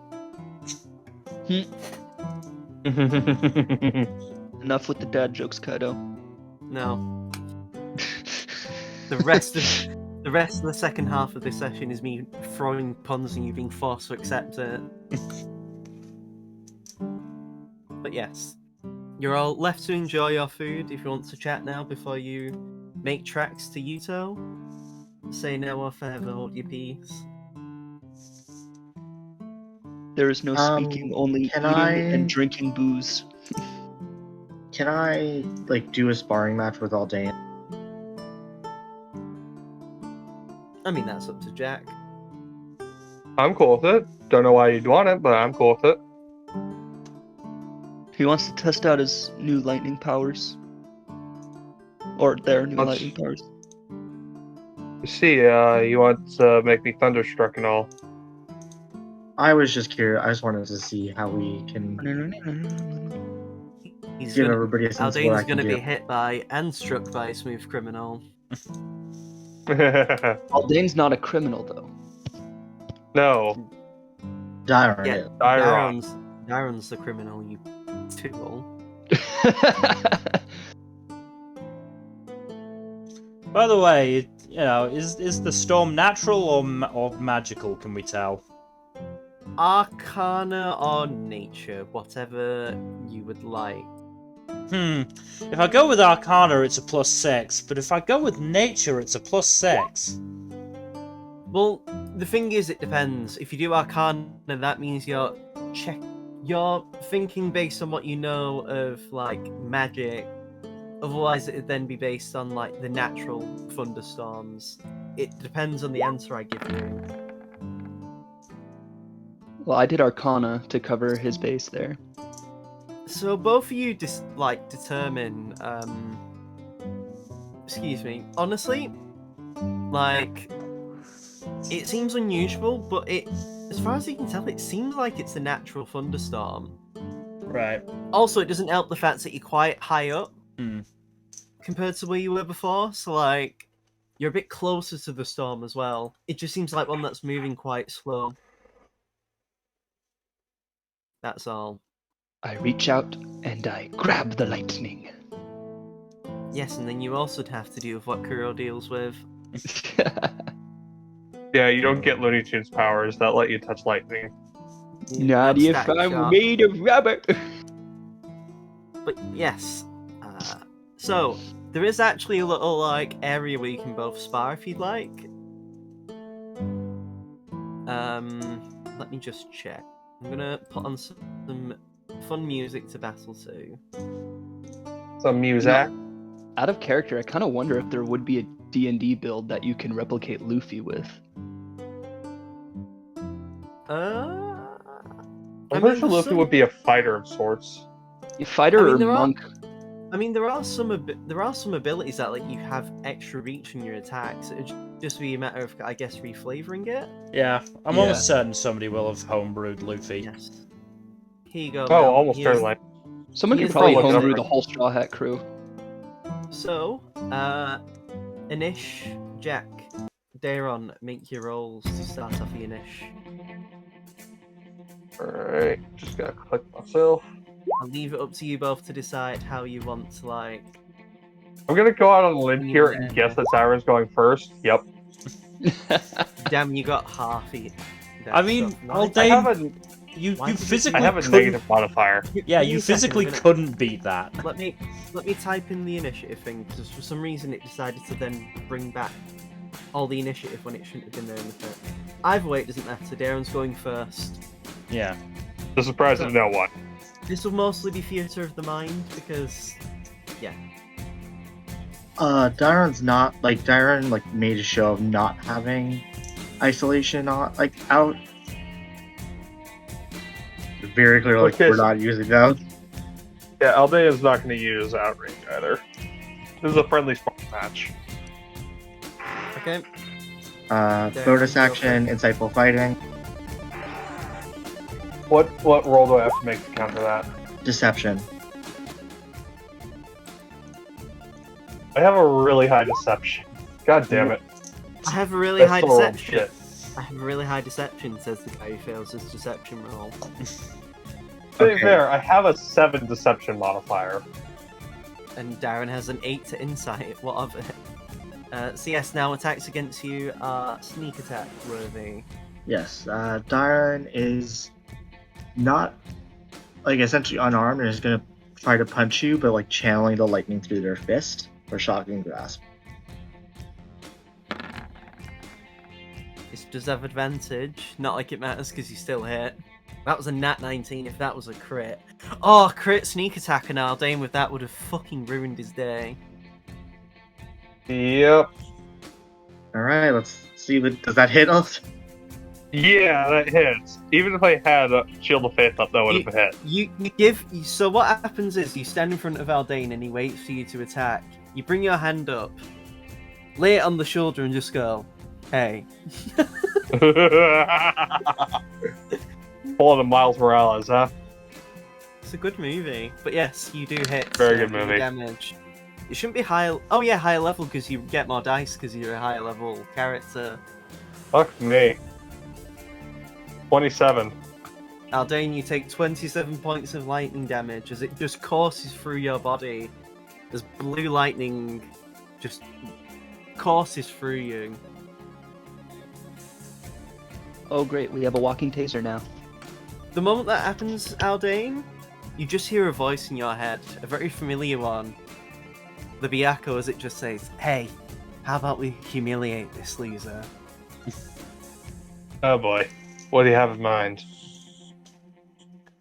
Lend a hit and I'll do the rest. Alright. Just starts cackling in your ear before it trails off. As this is now your turn, Aldane. Aldane is concerned, but he doesn't question this. He probably should question this, but he does not question this. So Aldane's just gonna pop up Shield of Faith because he needs that.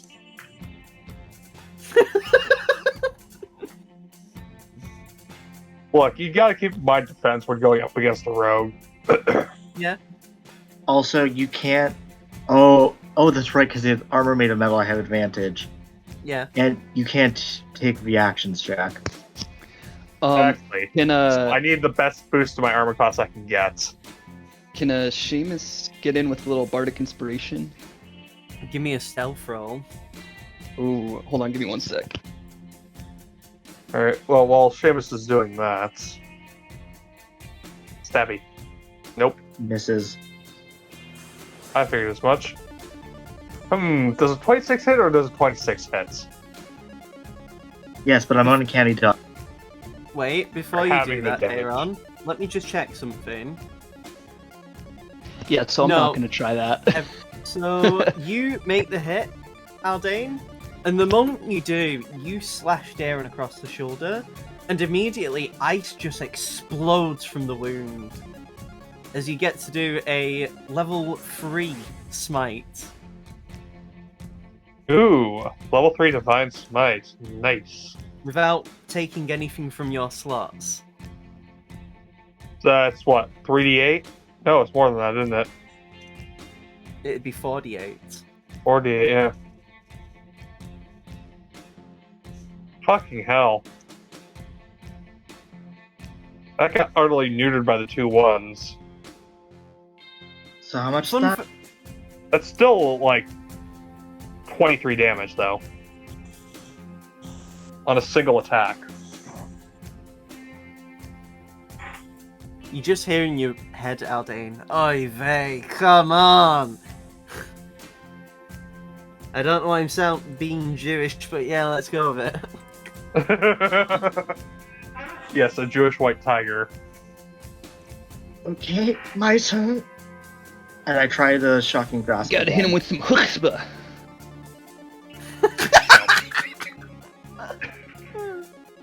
I don't know why that really made me laugh. So, Darren, let me just check.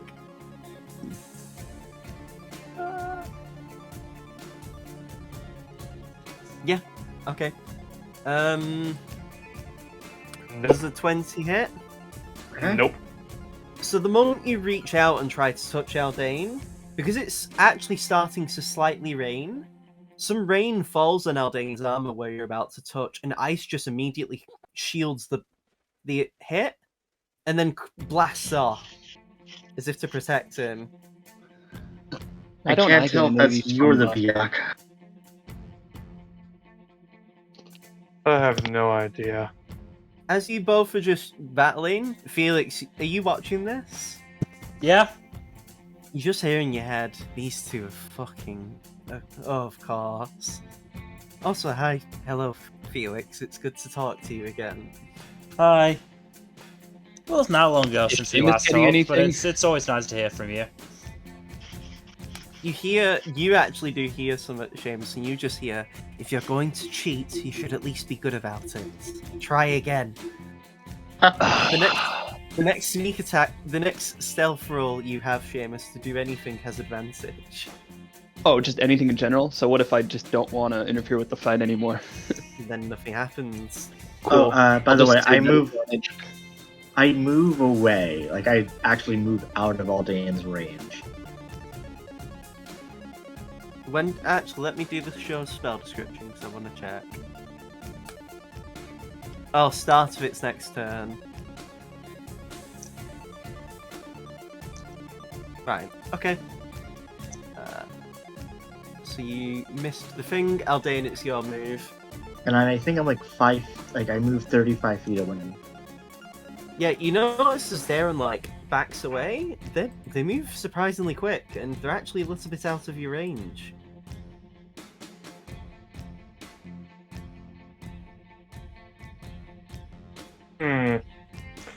Haldane moves to close the gap as much as possible. Hey, before you do that, Aldane, I have a thing you can do if you want to do it. You just heard the Byakko say, Sure, why not? extend your free... Put the sword down and extend your hand out. I'll help with the rest. Haldane obliges. You do that?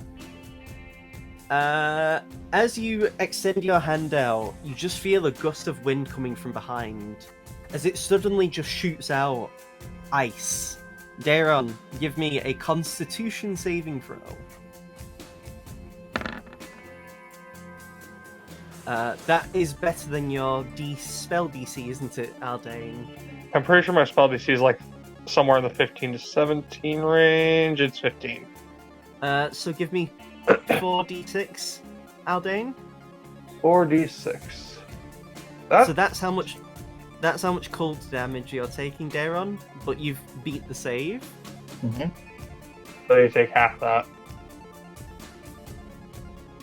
Is that it? Oy vey! Come on, Aldane! Ah! As it just you just hear the roaring, but it's more coming out as an annoyed scream. And you, Daron, just hear a chuckle in your head from Seiryu. I think the Byakko's a bit pissed off with me. Dara chuckles. Oh, dang, what have we got ourselves into? As I go for a shocking grasp, I run in for a shocking grasp.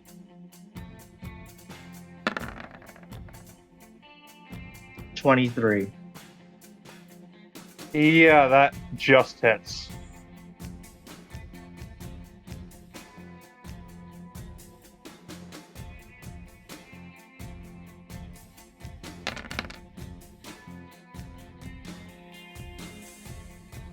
Ow. 23 damage.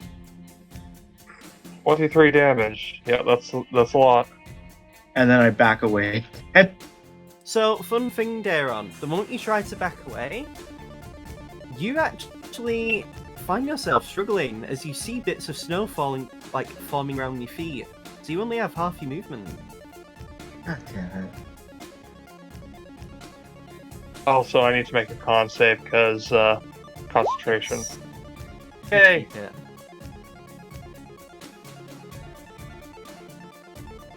Right then, you can move in and actually reach Darren in melee. I will do so, and stabby stab. Does an 18 hit? Yeah. Cool. So you make the hit, and again, ice forms in the wound that you hit into Daron, allowing you to make a level 1 smite this time for free. And I'm So still it's doing 2d8. uncanny dodge. Mm-hmm. 2d8, and yes. That's a 20 total damage attack. And you have that.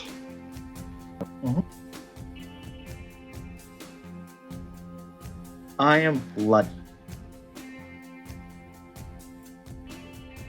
I'm looking at both your HP, and yeah, this is actually quite close. Is that all you're doing, Jack? Oh, I get Yeah. to attack second time. I forgot. That misses. Nope.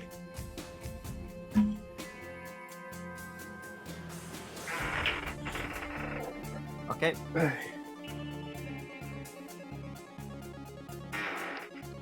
Alright, going for one other attack. 21. That misses. Oh. And then I move away. Still half movement.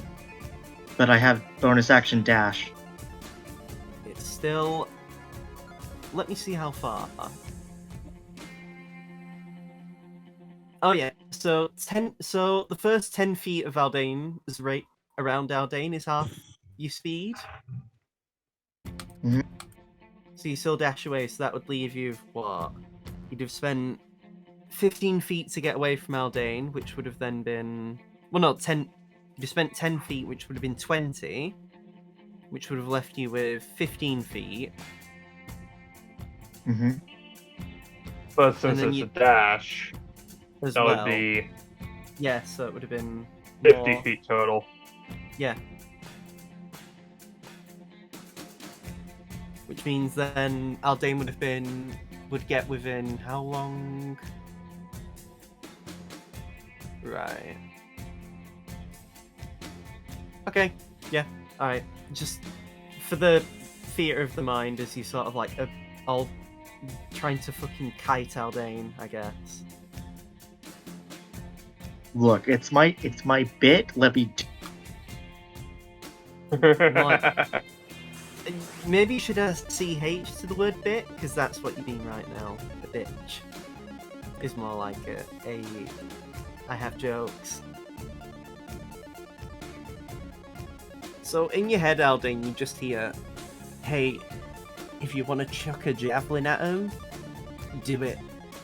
It'll be funny. You'll like it. Alright. Just Aldane. if you can't reach melee anyway. Aldane moves about 20, 30 feet towards moves 30 feet towards Dayron and then yeets a javelin. So, again, this is a free level 1 smite. Well, since it's a net 20. Yep, doubled. So that's So that's- 12 piercing damage. Yeah, because the 2's a melee attack thing. And the D8, so I do 4d8 because of Yeah. smite. Ah, How much? 20. So 40, no, not 40. 35 total damage. Are you halving this, I assume? Oh yeah. Uh huh. So you see it, it's about to go for your neck. Because surprisingly, Aldane just accidentally tossed it very hard. You dodge and it only clips you in the shoulder. Still hurts, because the ice basically explodes in your arm. I think like Dara just starts coughing because I am in single digits. You're freezing as well, Dayron. Next time we spar, Altade. No gods. That sounds like a good idea. You I just like hear- Dara's just chuckling. You just hear in your head, Aldane. Ah, yeah, time to get the Genbu to pay me up. Simultaneously, you hear in your head, Felix. Oh shit! Time for me to pay up to the Byakko. Out of curiosity, did Bird Lady happen to place a bet? She just says apparently some of the others bet on who would win. I'm above that. To be fair, Dara's also not using their And by weapon. above that, and by above that, I mean as in I'm above the betting, as in I won as well, because I bet on the Byakko to win. Of course. It's out of character. It's Gwail, right? Yes. Good. Maybe I kind of want to get to know you a little bit better, Gwail. I like your style. I'm the god of your country that you come from. Of course you should be interested, you fool. Well, I mean more on a personal level, you know, like we should talk. Maybe not now. Some things you should Well- keep to yourself. All right, fine. Is it my turn, I guess? Are you done, or are you still fighting? How does Jack look? Give me an insight check. I'll allow this as a bonus action, though. If you are still in combat. You aren't sure. You're too busy thinking about the fact that you are very cold. I go into strike one more time with lightning grab, the shocking grab. Go for it, my guy. 23. That just barely hits.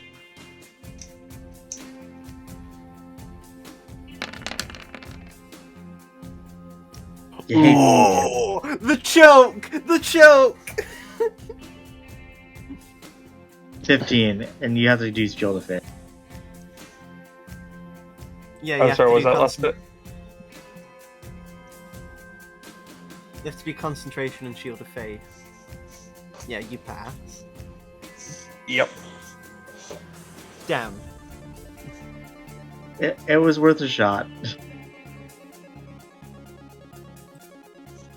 Misses. Ooh.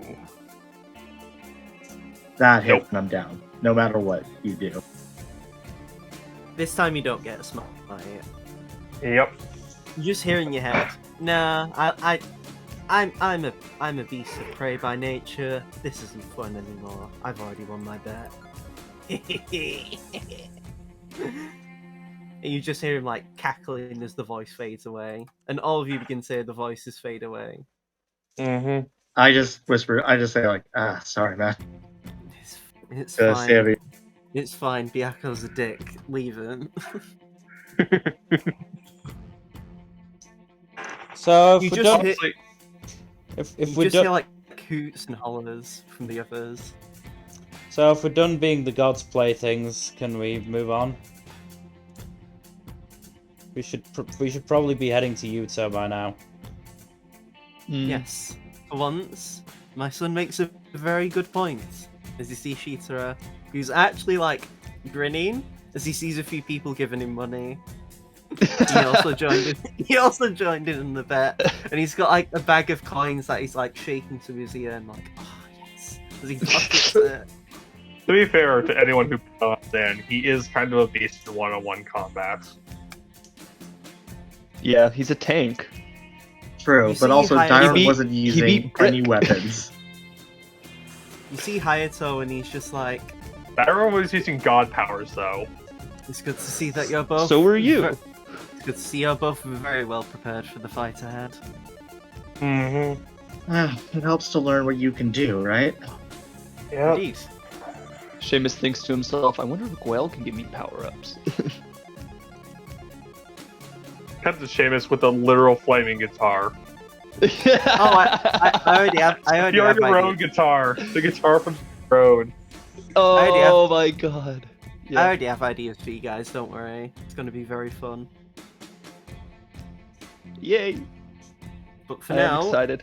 so you both would have been healed to full. So consider yourselves at full HP. You would have had clerics on hand to like heal you up, Cool. and you know, you'd be given good berries as well. So you're all pretty good right now. So you slowly get ready. I'm also going to get you new music, Mill, so don't worry about that. Let me see. Is this the song I want? No, it's not. Fuck. Here it is. I guess. Why not? So, are you? So I'm gonna say we can call a break. I was back in. yeah, I was gonna say. Yeah. I need to pee anyway, regardless of the fact. Hmm. So I'll be right.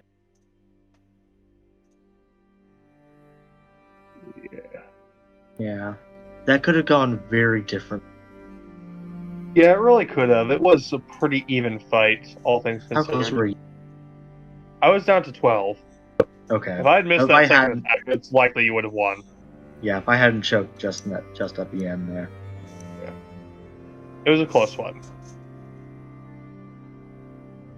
Although to be fair, Dairon wasn't using any weapons that they could use. No, Dairon was relying really heavily on an admittedly very powerful move. Yeah, no, this is gonna be good to have like going forward, I think. Yeah. I also have Featherfall.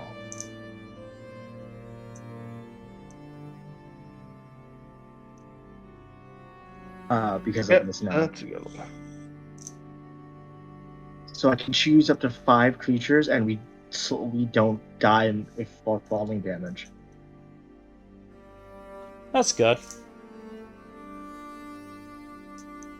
Yeah, falling creatures' rate of descent slows up to 60 feet per round. It takes no falling damage if you land before the spell ends. Mm-hmm. Oh yeah, that's pretty good. I forgot about Feather Fall. Yeah, and it's a minute duration. Mhm. I mean, hey, you're also going to be fighting on griffins when you fight the dragon turtle, and fall damage does calculate for hitting water. Mm-hmm. So, if we don't fall, I have a way to catch. Yeah, it just means then you'll be stuck in the water. None of, I mean, Aldane will be fucked because he's Yeah. in heavy armor, so he'll just sink like a brick. And Hayato, to be fair. But yes, I hope you've been enjoying things so far. Mm-hmm. Yeah, that was a very close fight. Yep. Aldane's done very well for sparring though. He's 2 for 2 now. Yep. Some of you guys should try and spar against Akira. That'll be fun. He'd go He'd easy. school on you any guys. one of us. He would school any one of us. He'd only use the abilities from one of the 3 classes he's level 20 in. It just then depends. Would you be fighting him as a ranger, a monk, or a fighter? Because he has very different abilities for you guys, depending on which he pulls from. Well, if I was gonna fight him, there wouldn't be a lot of close combat involved, for sure. I would stay the fuck away from him. The thing is a monk. If he fought as a monk, he'd be using all 70 of his movement. You wouldn't have a choice. Shit. He'd actually slap the shit out of you. Actually, yeah. Probably kick me in the balls a few times Ranger too. would be awful because he could just still use Misty Step, or just cast actual spells. He actually, if he was a ranger, he'd just cast banishment on you. Then you just immediately lose because he'd be incapacitated. Fuck. Counterspell though. Yeah, if you beat whatever level he casts it at. Yeah, I would. Or he'd be a monk and then just slap the shit out of you with all of his monk abilities. Yeah. As I said, I'm not trying to partake in that.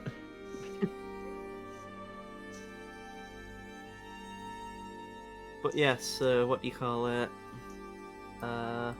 This has been fun so far. After this, we'll be on the road, and then you'll be able to enjoy whatever you like in the capital. Mm-hmm. God, I'm just looking at Steam because I forgot I've actually not played Ace Attorney in like nearly a month. Wait, no, I've actually not played it in a month. Damn. Yeah, Really Mill and Jack are now in case 4. Oh yeah, you're only at case 4 of game 2. I'm at case 3 of game 3. Some of us only have like 2 hours to play a week. I'm joking. What do you think of Big Top Turnabout, by the way? Oh god. Isn't it the worst case in the game, and probably the trilogy as well? Yeah. I warned them really. Well, we had to do it. It's not like we could skip it.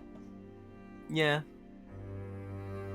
But hey, you got to, like, deal with Acro, the guy who's tried to be billed as a sympathetic murderer, but he's still kind of a dick. And you got to deal with, like, Mo, who, like, you know, don't you love being punished for playing the game? Yeah. Or, you know, Regina, the kid who, like, should have some idea of what death is at her age. There's definitely no excuse. There's definitely no excuse for it, right? Because there isn't. Or, you know, the fact that 3 of the characters are at pedophiles. Yeah. Yeah. And the youngest one, unfortunately, is in a coma, and he's arguably the least awful of them all. I don't think he was By the youngest. virtue of not appearing in this game. No, I mean back, because he's 19. Oh, was he 19? Yeah, he is. All right. He's still trying to court an underage girl. Yeah. Yeah, but that's less because with Regina's like 16. Bro, dude, they're all bad. No, I know, but like it's between that and a ventriloquist guy. Ben and Trillo and Max. The That fuck are is you guys the least talking worst. about? Ace You guys Attorney. talking about sexual predators? There's a character who's 16 and she lives at a circus, and 3 of the other colleagues that she has are all trying to marry her. One of them is 19, one of them is 24, and the other one is 36. Even the not a good look. 19-year-old has very little excuse for that, because that's a 3-year age gap. It's not even I that. don't- It's the fact that she's still under 18. It And still she's would be still under frowned 18, upon. yeah. No, but I'm saying if it's like 18 and 16, it's gray area. 18 and 17 is okay. 19 and 17 is gray area. But it's like, you know, when it's under 20, there's like a very tiny bit of leeway because of like Romeo and Juliet laws. But yeah, it's not a good look for any of them. Hmm. And it's sad No, because the absolutely youngest not. one, it's sad because the youngest one is in a coma. Yeah, because he got fucking nearly eaten by a lion. We're talking about that Ace Attorney case that frustrated all of us. I actually cried about that lion because I was like, damn, that lion did not deserve the fate it got. Yeah. Lion did nothing wrong. The problem is you have to, because Hmm. to them, the lion did just attack unprovoked, and you can't do anything when an animal does that. Yeah. But yeah, like, it's sad because the lions are arguably the most sympathetic characters in that game. But yeah, like, they're all pretty shit. Even Russell's a dick, because, like, actively raising his daughter to be, like... A Yeah. fucking moron. Yeah. But yeah, it's not a great look, and it's a shame, because, like, the other 2 cases beforehand are, like, much better. Like, there's... The people who are supposed to be portrayed as assholes are assholes. Hmm. We're still very early on in case 4, so no Like, spoiler. even Inimini is, like, more fucking sympathetic. Well, yeah, because she actually lost someone important to her. Lost someone important to her, got the face of their fucking dead sibling, and, like... Yep. To be fair, no one can top Richard Wellington, the best boy of Ace Attorney 2, am I right? God. I forgot he existed. Yeah. Most people As do. did I. The anime actually adapted him out and then put him in later in the anime. Why, though? The anime's fucking weird. The choices it makes for some stuff is so strange. They added an anime-only character for no reason. And, like, yeah. Like, to be fair, though, they completely adapt out Director Hoti, which is a good thing. Yep. Yes. Despite that, it's really bad, though, because Director Hoti's arguably one of the most helpful characters in the games. Like, he almost never makes you work for the information you get. Never once does he hide information behind Cyclops or anything like that. Meanwhile, Pearl and Mia... Funny. It did seem weird that Mia... Actually, no, it didn't seem that weird that Mia was hiding the information. She wanted us to figure it out for ourselves. So that The she one could, time you know... one time she decides to leave something up to the player and not be a Deus Ex Machina, it's then of all things. I don't know. Also, Von Karma is just sad at this point. Why? Because we've beaten her twice and she's still like, I'm gonna beat you to retain my perfect record. The thing is, Mill, it's because she's not found Phoenix to be trapped in a lift yet. You don't forget. The moment Phoenix is trapped into a lift, he's fucking dead. Just imagine after the first time he beat her, he just had a look at the lift and went, I'll take the stairs. I mean, Miles probably does. Well, or would have if he wasn't, Dad. He do be in fact choosing death. Constantly. I love that. We misled Myers for so long that Edgeworth was fucking dead. It is pretty shitty of Phoenix to be like, yeah, Miles is dead. But then again, then Phoenix would have to think of Maya trying to channel him, and that would be really like. Then Maya would have to deal with the fact that she's channeling yet another body who has a better chest than she does. I just like to imagine that Miles is like rocking pecs because it just amuses me. Also, the amount of walking he gets up to in Investigations 1 and 2, he has to have some decent build. Mm. Yeah, but the investigation games are not very good. They're good! The second, like, the last case just goes on for too long. The second one's better than the first one, which is a shame that it didn't Yeah, get that's the one that didn't get localized. And funnily enough, the fan translation has fucking Prosy D as a voice actor in it. That's great. That's amazing. He voices Gregory Edgeworth, actually, who you actually get to play as in the second game. Oh, wild. And he's a bonkersly good a chart. Yeah, and he even has like the whole objection, take that and hold it. It's really cool.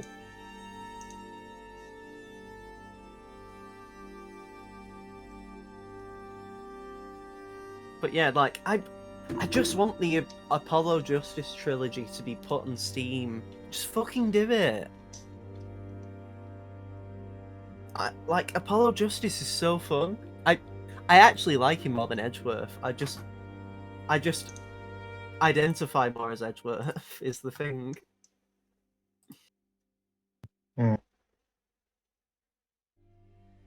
God. I'd love to talk more about Apollo Justice, but damn, it's very spoiler heavy.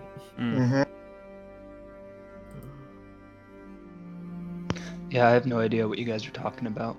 Video games, that's what we're talking about, my guy. Gaming. Speaking of gaming, I'm just looking at my Steam library. I've not played Among Us since November. I haven't played it for about that long as well, honestly. I've played Among Us more recently than fucking Mass Effect. Anyway, should we get back Let's to the get going. D&Ds? Let's stop being sussy backers and continue with D&D if we're done on our break. I love Are we I love that ready? we keep making the judge try and say that, by the way. What, that is? Yeah, we're voiceovering these a lot of these a lot of characters for shits and giggles. When you get up to part of the last case, I actually want to jump in. Again, I'll DM again, because I want to... Yeah. If you're voice acting characters as one I want to voice. Well, we're not like doing it formally completely. We're just like We're just making making jokes. We're just like taking No, the it's piss fine, out of yeah. characters. I mean, if you wanna turn up, Oh, you we're can already turn up past easily. that part. Okay. Oh, you are? Damn. Still. Which Oh, bit? so you've... How... Right, we'll talk about it afterwards. So right, D&D. Yeah. Yes, D&D. So, you're on the road to Yuto. You've got your horseback that you left behind. Good. So, yeah, you get to ride on your horse. Seamus, Daron, give me your checks. Oh, right.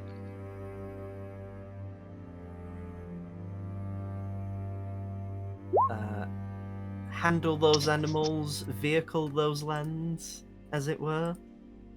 Sorry, hold on. It's alright. Yep.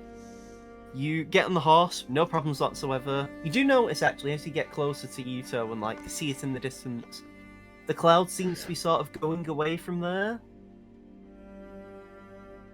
So it doesn't seem like something that was just localized on Yuto for the whole time. But as you continue along, you go up the mountainous roads in sort of a group, because some of the soldiers are traveling with you now. You know, because they also need to get to Yuto. Yeah. as you continue along and you make your way through the mountains, you start seeing bits of the scenery that for you, Felix and Seamus, are quite nostalgic. You see the familiar, like, what's it called? Just some of the trees and the scenery. It's almost like just if you were to play Ghost of Tsushima and just turn it on and teleport to a random part of the map. Like, you know, you start seeing occasional bits of, like, the foxes going by, watching you as you make your way along. You start seeing some birds fly in the distance, going around. It's just nice, serene even. And yeah, it's just, you know, you see the familiar flowers and the trees and just the locales. For you, Darren and Aldane, it's just like very different. Because both you know that, like, a lot of the people of Tennoyama are actually kind of, what's it called? Like, I'm trying to think of how to describe it. Like, they kind of planted and, like, redid a lot of the surroundings of the mountains in Tennoyama. So it's weird to see, like, the progress that they've done to actually make it, like, how they've done. And it is quite beautiful, even with the storm clouds. If anything, that adds its own sort of beauty to it. And yeah, you're just sort of, like, travelling along. And yeah, it's just nice. Eventually, you do see, after some more days and time of travelling, eventually you see the capital in the distance. Seamus, Felix, for you it's home. You've been gone for over pretty much a year now. Mm-hmm. Just as beautiful as the way I left you.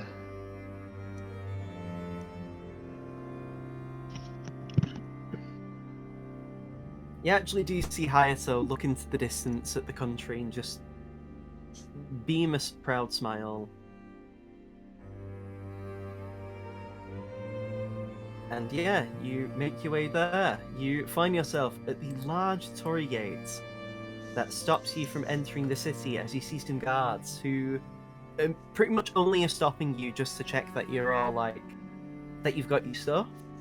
Because Hayato, like, comes out and just speaks to him and they all let you in. Mm. You sort of get led as you get brought to the embassy, actually, of Yuto. It's this beautiful building, and as I speak, here is some music. No. It's the first time I'm ever going to use this music as well, right now. Cool. And as you make it, you have to cross this bridge as well, and you just see, like, under the river of the bridge is just some koi actually swimming by, and a couple of turtles. Like, the feel is completely different to what you've had so far, at least for you, Darren and Jack, Aldane even. Like, you're seeing people in sort of, like, going about the day. You're seeing a lot more of, like, some of the more exotic races. Like, especially because, like, Kenku, Dragonborn, Leonin, and, like, Tabaxi, and also Turtles, especially. And aside from them, you're also seeing a lot of Goliaths. This is probably the most you've ever seen Goliaths before, especially because, you know, you are in the mountains, and Goliaths are mountainous. Mm-hmm. And you're just seeing a lot more, like, different people, and it's quite refreshing in a way. For you, Seamus and Felix, it's quite, you know, you've seen this before. If anything, going to Cordis was a bit more different for you guys. Mm-hmm. But you're just seeing all sorts of different people, and it's just, you know, like, even with the clouds above making it rather overcast, people are just enjoying the day, going about the business. You're smelling, like, nice, warm food being cooked in different buildings and establishments. You're seeing, like, different stalls of food making stuff like takoyaki and ramen and stuff like that. And as you get to the embassy, you see this beautiful building that's actually made very much in the style of what you see from, like, Cordis architecture. It stands out, but it also has its own niceness, as if it's, like, trying to stand out. And you see, like, some soldiers just, like, you know, helping you off the cart and, like, you know, helping you in. As you make your way inside, you do see a couple of staff. who are actually wearing some outfits that look like they're from Cordis. And they just say to you, like, oh, it's lovely to see you, Sir Seamus, Felix, Aldane, and Daron, and they all bow to you. During your time in Yuto, you can rest here. All of the accommodation is paid, and you will be allowed free access to the city. Awesome. Inside, you all Excellent. each have a room each. We hope you appreciate the size and the scope of what we tried to do for you. You are, of course, honoured guests, so we hope it is to your liking. Much appreciated. Thank you. Kuro is actually with you guys, and he just says, while you guys enjoy your thing, I'm gonna go off and do my stuff. I have some business to take care of. If you need me, though, you still have the sending stone to get me, and I'll make my way as soon as I can. Sounds good. Make sure to avoid lightning. He just widens his eyes at you, Daron. No, I just need to avoid you. That lightning bolt hit you. I just happen to have the misfortune of being near you. I blow him a kiss. He just like he jolts as if he's been electrocuted and just race walks out.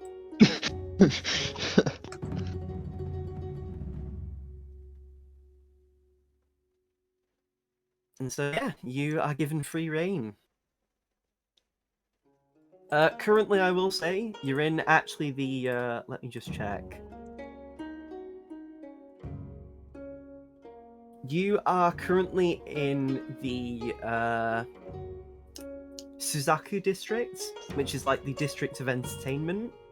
And it's also the district that a certain bard used to live in. Where you was know. this? You're in the Okay. Suzaku district of the capital, and yeah. Oh yeah. That is where Seamus grew up. That being said, can I do like some kind of check to see if I know like the best bar or club or just If you anywhere and to either Felix take wanna make- everybody or go? If you and Felix want to make a roll, you can just do a history check. All right.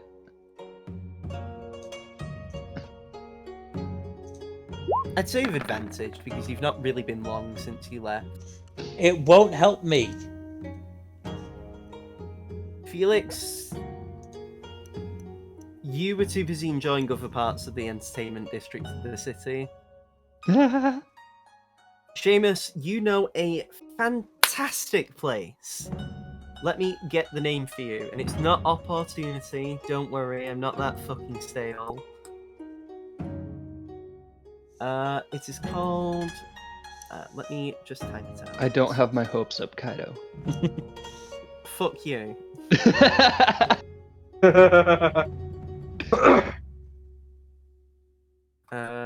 Let me see. It was the.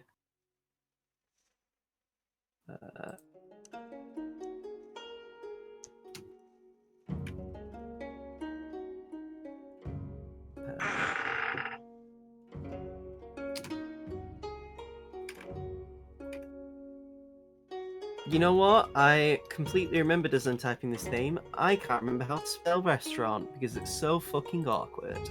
RESTAURANT. Also corrects helps me, it's fine. Okay. I was mostly correct. Ryujin Restaurant, it is called. It is a lovely family restaurant run by Dragonborn and kobolds, actually. Nice. It was one that you and a bunch of your mates used to go to typically after school. It does a lot of different cuisine from Tenoyama, so you can pretty much, if you like something, you will pretty much be happy there. Do you remember the Sukemen was the best thing you had? To the point where, at one point, Kurogai, once he had one of their new versions of Sukemen, even told you he had a dream of it. So I relay all this to the party and see For those like, who hey, don't know, Sukemen ramen is basically like ramen noodles, but the ramen isn't actually cooked in the broth. The idea is you actually dip the noodles into the broth. Ooh, that sounds really good. Because then the noodles have marinated in it, so you can kind of do it how you like, and yeah. It's also actually, from what I heard, is quite underrated compared to normal ramen, because, you know, most people are just familiar with the noodles being in the broth. Mm. But anyway. But yes, do you take them there then, Seamus? Yes. Yeah. So as you make your way through, you all sort of like are traveling through. You do get a few people staring at you, like especially with Yuto being quite far out of the way compared to other capital cities. Like Not a lot they're of not tourism. really. There is a lot of tourism. The problem is like you're clearly in like gear, unless you've left some of it behind.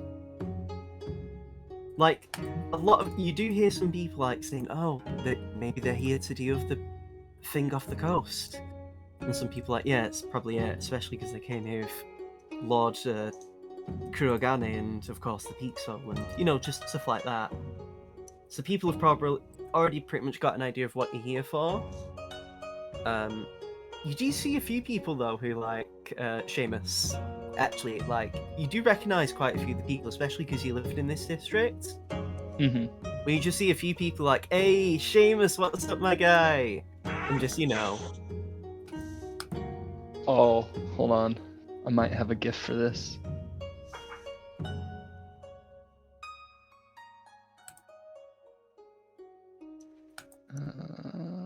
Where is it? I'm waiting on bated breath.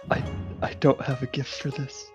My man's cringe. Cringe, I tells you. How dare you claim you have a GIF and then not actually have one? What a fucking Hold on, loser, am I I'm right? searching one up. I'd post the David Schwimmer upload of this guy, but I don't want to waste any more time. You basically just see like quite a varied few of people. Like you see like an elf, a Kenku, and like a Goliath, all just like, "Hey, yo, dab me up, my guy," as they like walk up to you, and they all just like shake hands, saying, "It's good to see you, man." And they're just like, you know, happy to see you again. You planning to do a little performance for us, or at least some of the townspeople later on? Oh, We've absolutely. heard you getting up to a lot of mischief in Cordis. We'll be at Apparently- Ryujin later. I'll probably perform there. Oh, sick. See you around, mate. And they just like, "I'll see you off." Just imagine that scene. I just sent it to memes, like seeing people on the street. Yeah, yeah, pretty much. It's kind of like, you know, it's like the king has come home almost. But yeah, you just like, for you, Seamus, it's nice just, Seamus, Felix, like, you know, you're back home, you know, you're Yeah. seeing like a familiar locale. You don't know where your dad is, but he's presumably back at his home sorting stuff out. On the way though, Felix, Mm-hmm. you notice this especially. You see a very familiar gentleman. And the memories just flood back in on your way to Ryujin restaurant. And all of you, let me just check. You actually hear him before you see him, as he just says, "Oh, is this my student? I've not seen you in the longest time. Felix?" Master de Grey. Use a very polite bow. Do you want Felix to returns describe it. him, Felix? Because you... I'll leave it up to you to describe him if you want. Did I ever actually come up with a race for him? I don't think I did. If you want, I can do that for you. I would appreciate it, yes. So, this gentleman was an owl kenku, actually. A bit aged, you can tell. He looks sort of like the old master you can imagine. And he has a sort of similar outfit to Felix, actually. Although his colours are a bit more whereas Felix is more like blues, isn't he? Yeah. this man, who you can only presume to be Felix's master, has more like, what's it called? Like darker colours, like more greys and silvers and stuff like that. Sort of to complement his like feathers. And he just gives you all a very polite bow and just says, "Am I to take it that you're my students' friends?" Something like that. I call us You friends. could say that. I can only hope that my students has been treating you all well, although He's been I want to pick- He's been the best of allies. that does me great to hear. You should have told me you were coming back. I would have prepared a welcome for you. It was a slightly spur of the moment thing after a series of teleports. I've heard outs and abouts of you apparently being part of the advance squad to deal with the problem that's due east of here. Less of the advanced squad and more of the one solving the problem, yeah. More of what I meant, my apologies, but yes. Nevertheless, it is excellent to see you all. I won't keep you for much longer though, but if you do want to speak to me, Felix, you know where my studio is. I'll, next day or two, I'll definitely come and see you. Of course. Don't feel afraid to not see me right away. You've got your friends, and you know, you've only just come back in so long, so worry not. It was a pleasure to see you all, and I hope you all enjoy your time immensely in Yuto. And he gives you all, again, a very polite bow before he continues along. Felix would have returned the bow, definitely.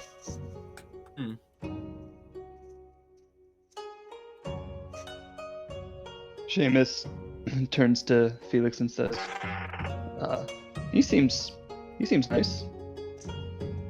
He was my instructor in the, well, art.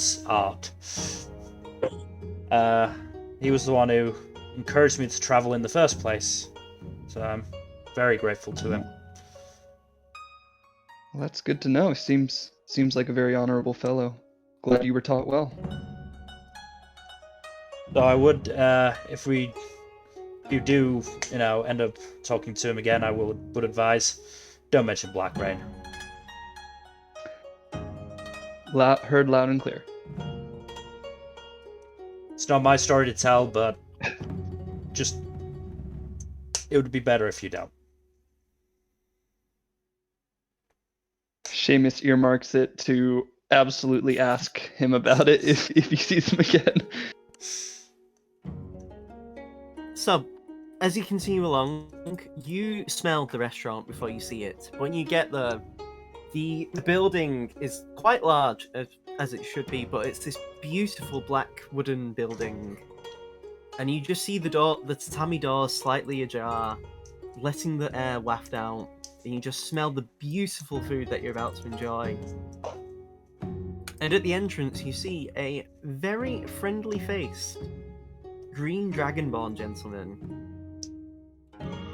You know this gentleman, Seamus, as you have met this guy before. He's actually one of the friends that you grew up with at school. His name is Midorito. Midorito, long time no see. How you been? How's your mother? Oh, brilliant. Well, my mother's a bit ill at the moment, you know, cold weather and all, doesn't do her arthritis very well. But we're all doing very well, thank you very much. Well, if you ever want me to sing her a song or something to make her feel better, I'd rather keep I'm my always mother happy away to. from... We're mates, but I'd rather keep my mother away from you. He just does finger guns at you, finger crossbows more at you. He's like, hey, yes, Seamus come in, does come him in. back. I lean over to Felix and go, "Is this normal?" It is Should in the we step Suzaku district. But yes, Okay. it's amazing. You've actually come at the perfect time. My father was just sorting out the new batch of food. Heck Anything yeah. you get will be prime quality stuff. Excellent. You know it. But anyway, come in. I won't keep you any longer. as you go inside, you see then a kobold, a brass kobold, and he's just like, table for 4? Or do you have any other people waiting for you? Do you know? I think it's just us 4. Yeah.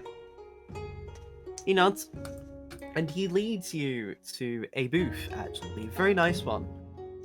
He basically, because you see in the restaurant, there's actually quite a lot of people already eating. A few of them are actually soldiers that you saw earlier on, as you were traveling from the checkpoint. Yeah. And they just sort of give you a friendly wave. And the gentleman, the kobold, actually leads you upstairs to what you know, Seamus, is the VIP section. Oh, And- you guys are treating us.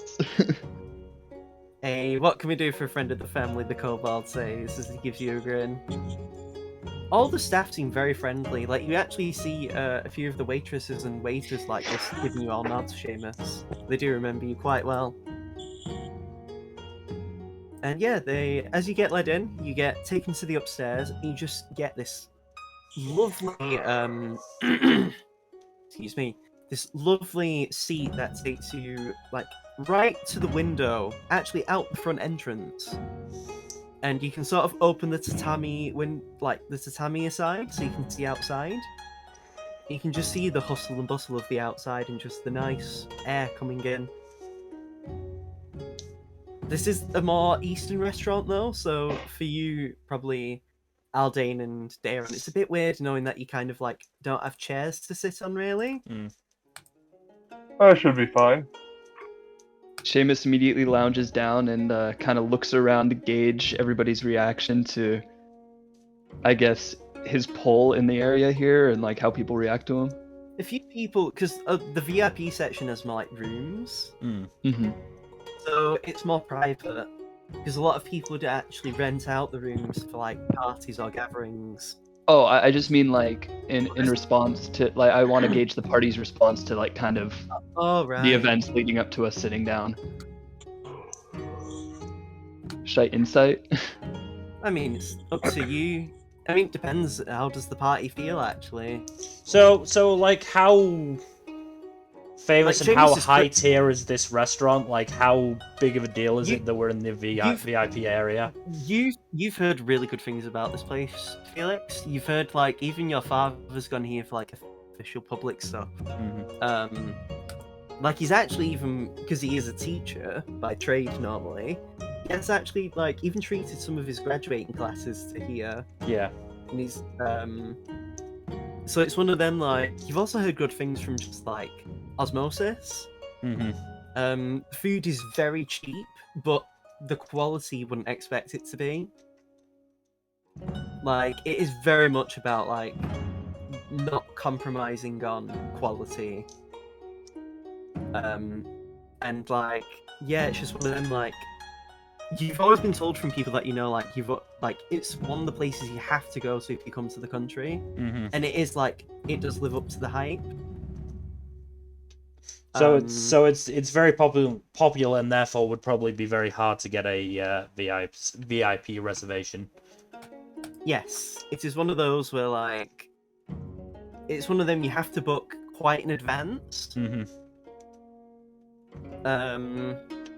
Because there's only like the upstairs only has like 7 VIP rooms, but you can book downstairs tables and like stuff like that and not really have any problem.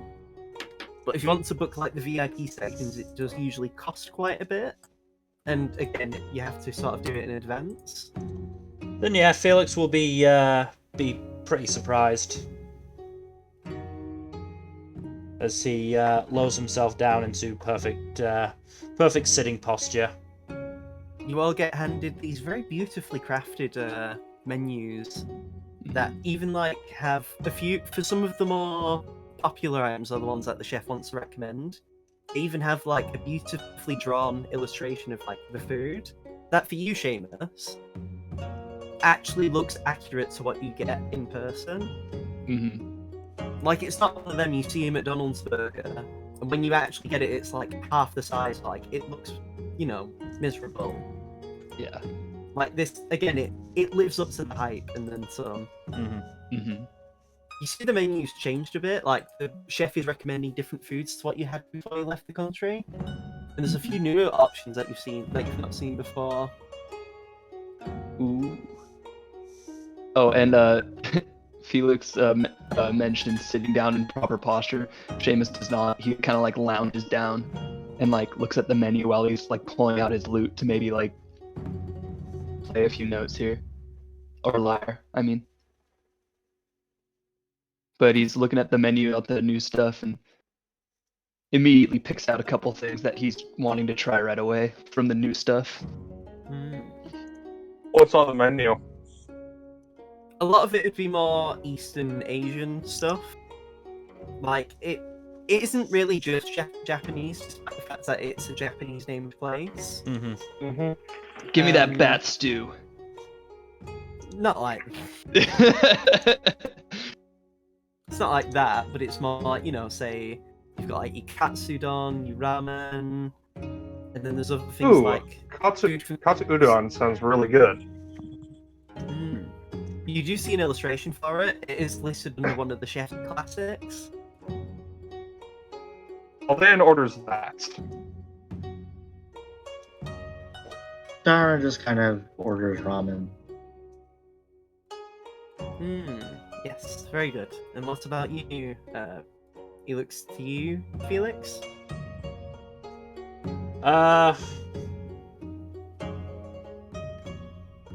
Felix will also order some ramen.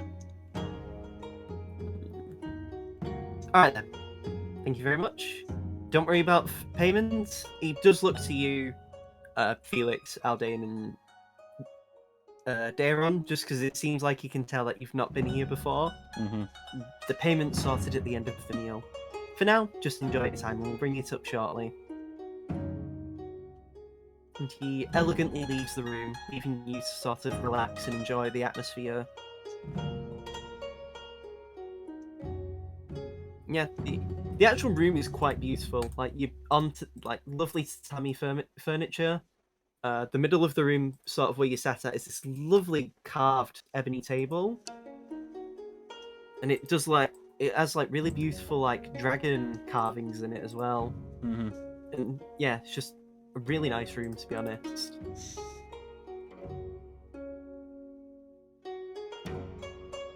Outside, if you look outside, you can see like townspeople going about the business. You actually see a couple of griffins are flying about if you look like right above.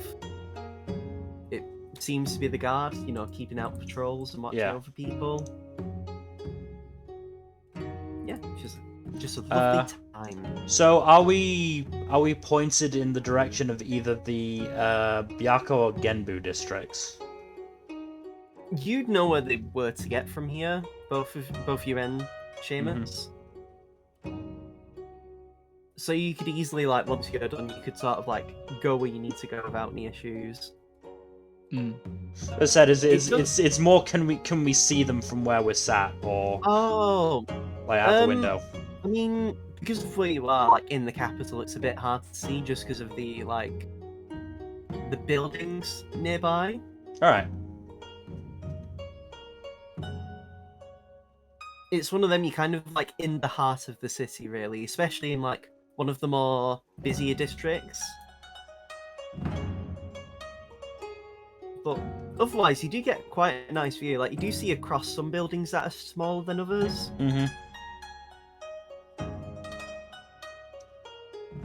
It's probably only like about maybe, I want to say like 10 to 15 minutes that your food actually arrives.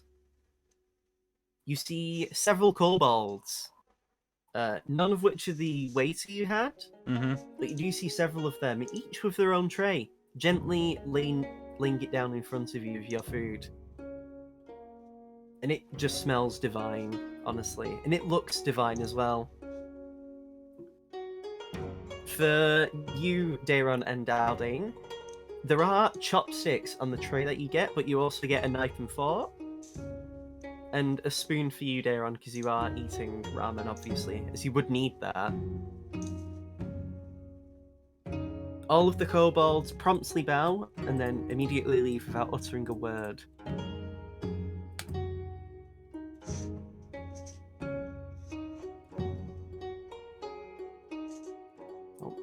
Sorry, give me a second. Someone's pinged me. And of course, it's for nonsense. Naturally. It's fine. It's fine. It was a meme, but I've already seen it. So yeah, as you sort of enjoy the food, it's just wonderful. For you, Seamus, it's like you've never left. Mm-hmm. The memories are just flooding back into your youth. Back when you and your friends were at school, you'd come, enjoy some nice good food, probably hit the town and do something else. Yeah. Other So you've- things. yeah, just memories of youth that are more happier and simpler time for you.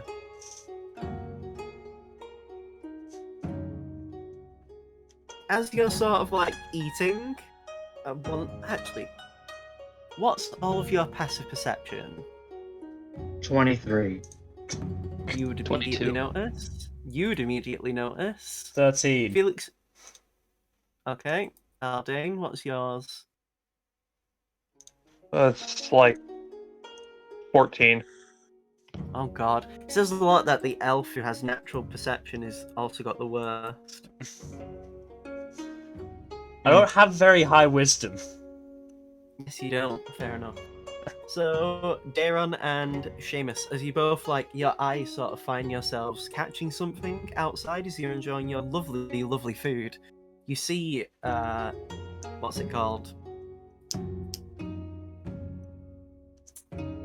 You actually do see a very familiar person, the father of a certain painter in the party, Oh, as he is actually making his way inside with a woman who looks very beautiful, in fact. You can sort of see some of the features in Felix from her. Seamus, Oh my like, god, I was post not that- I was not ready for like a weird thing. What were you Seamus thinking? pokes, You were not ready Felix. for Felix's dad to be having an affair. No. God. That would be really fucking awkward. I'm not a dick. But yes, you do presume it's Felix's mother. Your dad's here. Oh, okay. As is your mother. Felix freezes at that. It seems we're No, having a date night. Aldane's the one who uses ice because he's part of the Biako. Can I get a? Does it look like from where I'm sitting like they're on a date night kind of thing, or? Yeah. Honestly, because he actually has changed his clothes and he's wearing more like casual attire. I'm pretty sure doing a date night. Well, at least we're up in the VIP area, so we hopefully won't have to deal with them. Right, Felix? If you want to go down and say hello, I'll come with you. But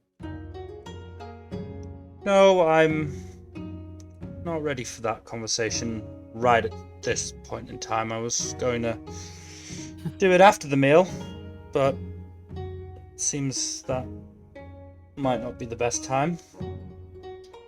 whenever you're ready, well, do what you got to do, my friend.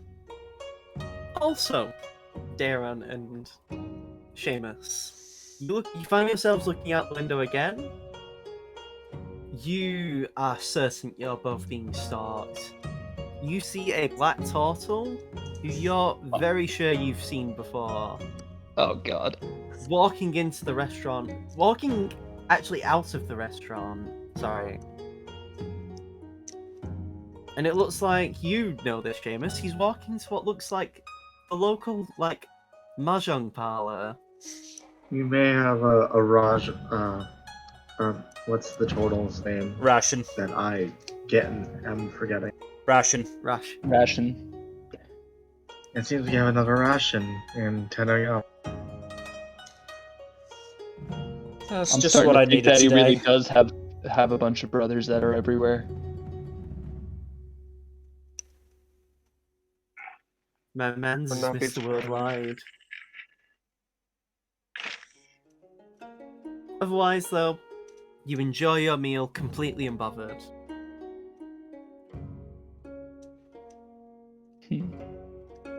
It's probably like.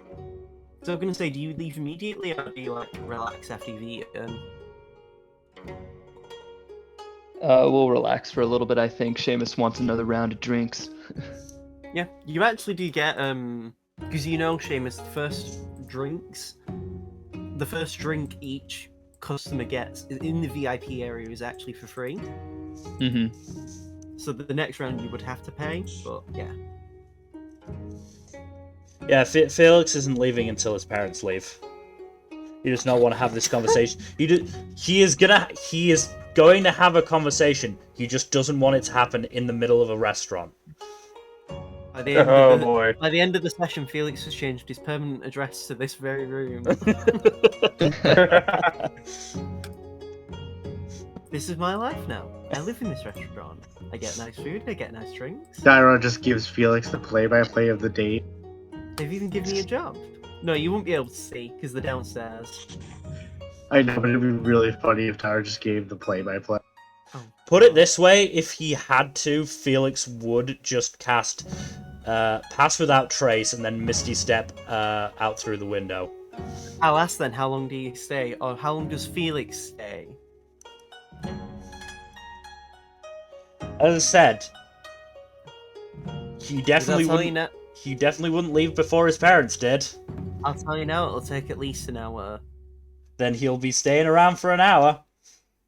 If that's the case, Seamus kind of turns to, like, I guess one of the servers, if there's one in the room. Do you guys have any performances going on later? We actually have the empty stage today. There's no one actually who's been willing to perform today. Well, count me in. I should say, Oh. Felix will stay as long as he is allowed to stay. I was going to say there is actually a slot for the room, so you wouldn't even be allowed the full hour to stay. Right. Really. You would have been in there waiting and like everything quite a bit anyway. But yeah. Also, by the way, Seamus, the stage is downstairs in the main section, Figured. so you get to see the date. Yep. What does Aldane and Daron do? Because you both are new to this place, so John Are just they kind of just waits gonna- with Felix. Same. Aldane's gonna order a drink or two and wait with Felix. I mean, once our slot is up, Felix is casting Pass Without Trace and is leaving. Yeah, So yeah. if you're actually interested in doing this performance, you can sort of like go downstairs and do your thing if you want. Yeah. Seamus will So do that. So you get led, actually by the brass kobold, and he takes you sort of the backstage, and it is like empty. There's no people in there. So he just says, "When you're ready, just let me know and we can sort it out." Alright, so Seamus is gonna, like, warm up and practice and stuff. As you do that, you can sort of like see, just like out of a peek at the rest of the restaurant, you do see the view of Felix's mother as she's like chatting with Felix's dad. You can lip read his mother. As you do, you just see, because you're only partway into the conversation as you see her speak, Mm-hmm. and it's something about like the problem tomorrow. And then she just sort of says like, "I'm surprised you didn't find our son to, speak to him about any of this. I know neither of you left on the best of terms, and I've had to be in the middle of it."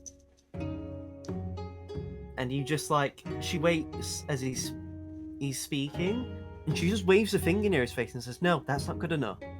You need to be making an effort. You only have one son. You both only have one life. You need to make the effort." And she Seamus just like, is already starting to like this woman. she just rolls her eyes at him and like continues eating at her food. By this time, the rest of you get asked to leave. Very politely. They do seem quite uncomfortable with having to tell you to leave, but They were asked politely to leave. And it Yeah. was I mean, we're awkward not for gonna everyone. Like, if they tell us to leave, we'll head. Yeah, as I said, though, Felix is, Pass Without Trace and going out the fucking window with Misty Step. Oh, I thought mean, Darren was gonna help. If you're help us out. if you're using Misty Step, you don't even need to pass without trace. He's Yeah, not. just pass without trace. If you Misty Steps out the front, you wouldn't even need to see your parents at all. All right, then just Misty Step out the window and onto the ground outside. You just say like if you like and just like jolts and like oh what the fuck. And on that note, Aldan, shall we? Yep. Let's go. As they leave, Seamus, give me a performance check. Yeet. I do. Before, I Oh, do. that's persuasion. My bad. I do say hello and wave at Felix. He gives you a very firm and polite nod, and then you see his mother look and like actually get up and walk to you both. Uh-oh. This is why Misty Steps. Aldan, run. She just like, oh, I can't. please wait. As she reaches out to you both. Are you Felix's friend? Sorry, my son's friends. Yes. Yes. Please, if you wouldn't mind, there's enough room in our table for you to sit if you'd like.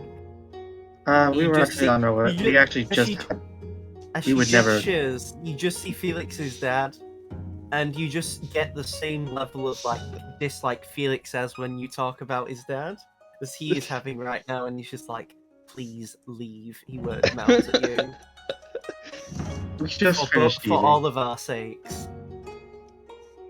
We just finished eating, and we have other duties preparations that need to be made. My apologies, and I'm so sorry to disturb you both. Please look after my son. I know course. he's a good man, but still, I can't. help but Your worry son has about been him. one of the closest friends we've both had. Mm-hmm. That does He is mean- that He is does me truly an immense honor. pleasure. Thank you very much. If you ever want to come over in the Genbu district, then I'm sure my son can help direct you to where you need to go. I'd love to tell you the stories of our adventures one day. Though I'm sure I point at Seamus, he'd do a better job of telling them.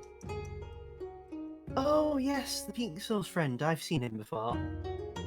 Yes. No, anyway, sorry to take your time. Bye for now.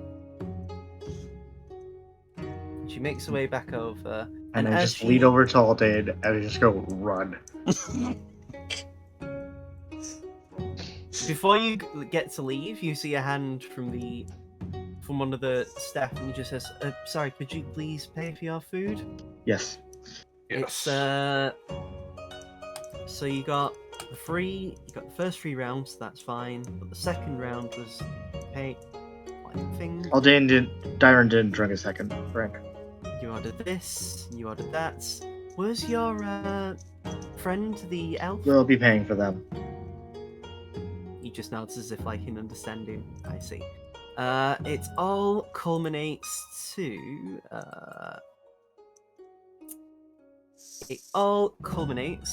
to 20 gold altogether.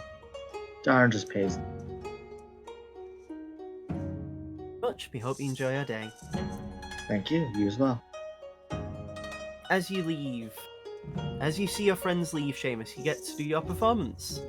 It goes on very nicely. So you do get a few tips from people. Yeah. I'm going to make a roll. Oh. In total, you actually get 10 gold. Hey. That's not bad. I mean, it was 5 gold for the meal and drink, so... Yeah. I am gonna pay Dairon back. But in the Yes. meantime, I have 783. As you leave the restaurant, Aldain and Dayron, is Felix still there?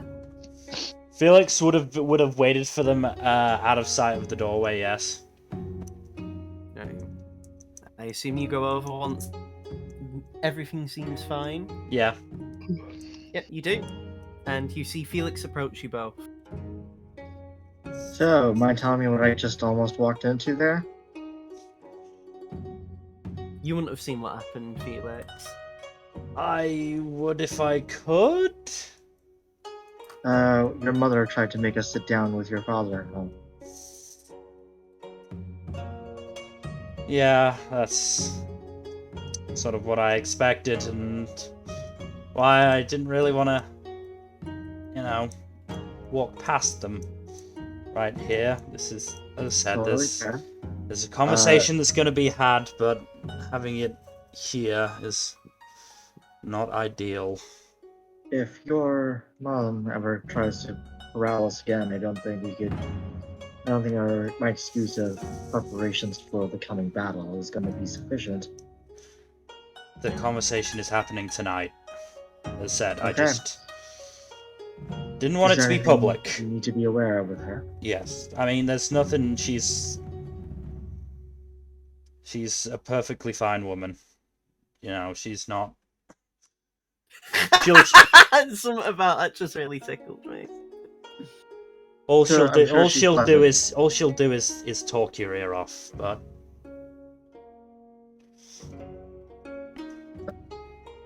Well, that's something. Was I your guess. relationship to her as tumultuous as your father's?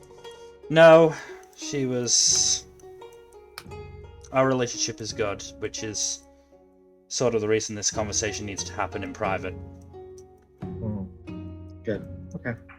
While she wasn't against me leaving, I doubt she was, pleased that her son fled.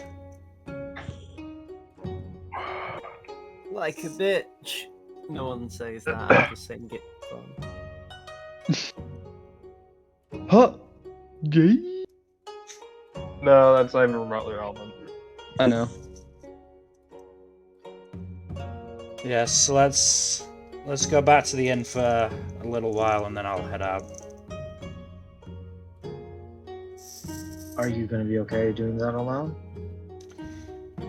Yes, it has to happen sometime, and no better time than the present. One of us can come with you if you need the support. It's fine. Or just nods. So is Seamus having a good time up on the stage? Seamus is striking out really well. You actually see a few people who recognize you who are like, really? I know it's not how it goes, but whatever. You are getting a lot of people who recognize you, so it's actually quite nice seeing a lot of people who like clapping for you. Amongst the crowd, with your passive perception, partway into give me another performance check. Okie doke. Before I continue. Partway into the crowd, you actually do see a young man, probably around your age, and you managed to perform through everything because he has bright red feathers. A phoenix Kenku, exactly. Wingless, however, unlike Sora, so it can't be him. But you recognize him. He was actually the younger brother to Sora. Let me find the name. Good, we're finally getting to Seamus's trauma. Yes. One to another, as they say. I was wondering when we'd take the focus off my trauma. Yeah, we've prodded yours long enough. Now it's time for Seamus to get fucking sweaty. Yeah. Seamus is now the gif of from Key and Peele. Look. Oh god. Well, honestly, I'm gonna perform well just to flex on him at this point.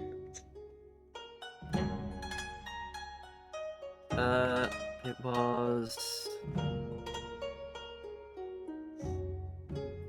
Hanekoma Akahane was his name. Hanakoma.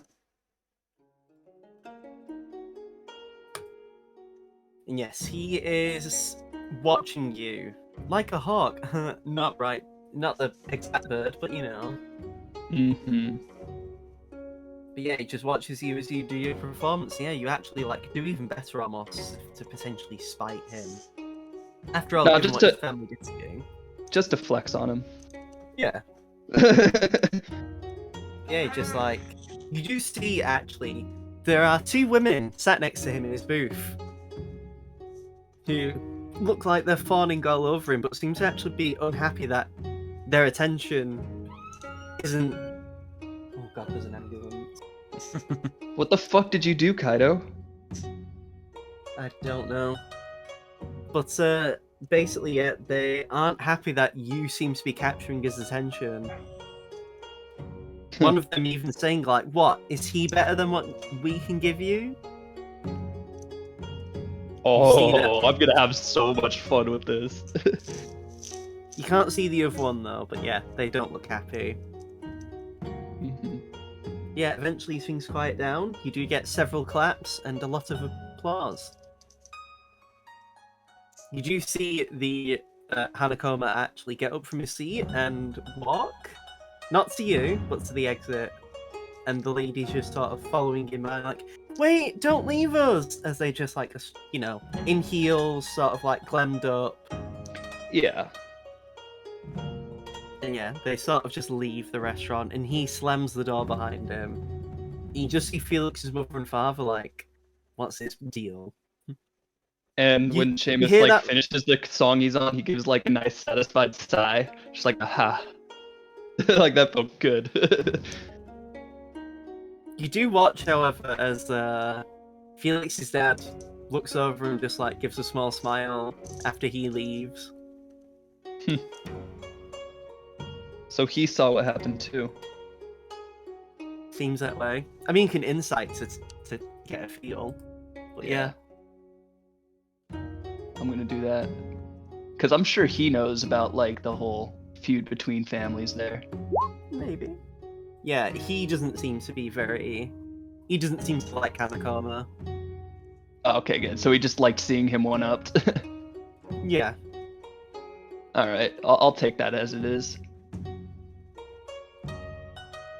Do you leave afterwards? And if so, where do you head to? Let me think. Cause like I'm sure Seamus wants to catch up with a few people and kind of get the lay of the land since he's been gone.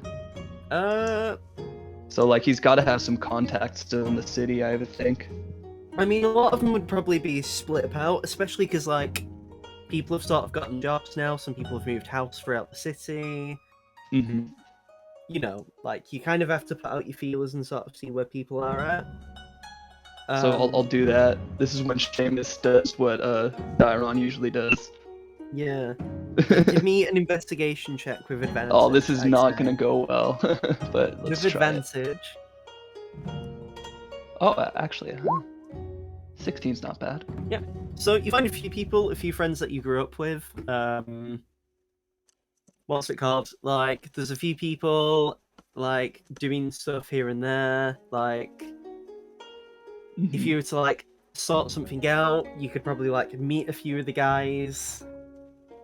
Yeah, like, just like get go clubbing together. or something, catch up, that kind Yeah, of stuff. catch up. Probably like watch a play. You know, you do something as an excuse to sort of meet up, like go to a bar or something as well. Yeah, party hardy. Yeah. Is that what you do then? Just like party and relax? Yeah, party with like old friends and stuff. And then like of course like as the partying's going on, discussions about like any changes and like how things have been in Yuto, in Tenoyama overall. Honestly, the only thing is that like a lot of like some of the big families have actually been like getting cracked down on really hard Mhm. since Hayato's has taken over. All good like- things, all good things. Honestly, no less than like 5 well-established clans have actually been absorbed into other ones because of some of the transgressions that they've been allowed to get away with when the last Peak Soul was in charge. Yeah. How about the Akahane? You said that they were kind of on the verge of collapse, right? Yeah, literally, since Sora fucked off, who was the heir, the Akahane's been struggling. because no one likes that Hanakoma's taken over, because he was the younger brother to Sora. Mm-hmm. And yeah, like, it doesn't help the fact that he's sort of been gambling and sleeping around. Yeah, it kind of seems like It's kind of like he's just tanking the reputation now, because what's the point? It's not as if the family's going to really last any longer. Mm-hmm. The worst bit is that, like, a few of the families and, like, businesses in there are worried because they think, like, the Akahanes might just, like, crash and burn the place. Not literally, but, like, you know, yeah. might try and, like, take other things down with them. But Seamus kind of Hayato- earmarks that. It's like that's something we'll have to come back to after we take care of the problem at hand. Put a pin in that. And yeah, it's just stuff like that. The worst bit that you do hear is that the graves of your family got moved. And that was spearheaded by the Akahane themselves. Where did they get moved to? You don't know. That motherfucker.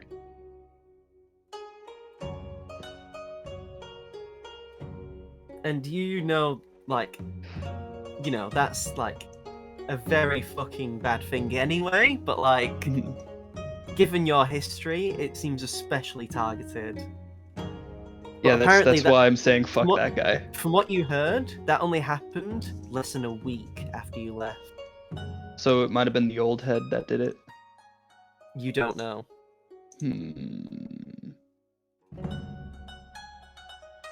Is there any way for me to find out currently, or is that something I gotta put a pin in as well? You might have to put into it, because that seems like something quite involved that you'll have to, like... Yeah. take Maybe on the time way to- back through Yuto. Yeah, like, once you've, you know, dealt with the fucking dragon turtle that's, like, causing problems. Yeah.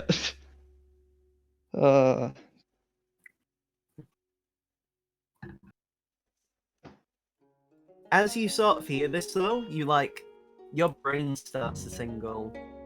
And you feel the resonance from the weapon of yours. My brain, it trembles?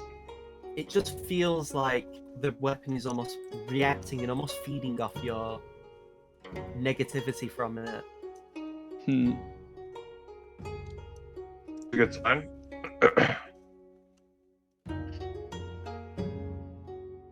Since all three of you, since you, Aldain and Darren have actually gotten into the city, the weapons haven't really been doing anything, really. Which is crazy, because you'd think they'd be reacting like crazy, you know. Being close to the dragon turtle and everything. Yeah. Yeah.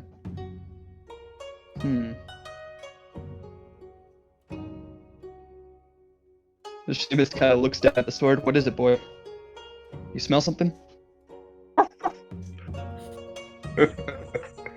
But you do... From what you've heard, though, the only property that Akahane family still has left is their old home, which was one they had before they moved into their formerly now current home. And it's apparently, like... it's still nice, but it's like... A step down. Yeah.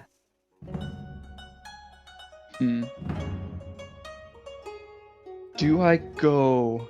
It's like the confront equivalent of him having now, to... It's or... like having to move... It's like having to move back into your parents after you've just graduated from university. Probably hits a bit close to home for some people. But yeah. Yeah, putting a pin in that until after we get back. Meanwhile, so does the other group just head back to the embassy for the time being? Yep. On your way back, as you sort of like, I assume is Felix like showing off the place to the others? Not really, he's very quiet. Oh, okay, that kind of like... Oh, okay, he can, I guess. No, I'm joking, it's fine. But yeah, the rest of the other two, you're probably just like having to deal with like, oh yeah, Felix is just like, I don't know.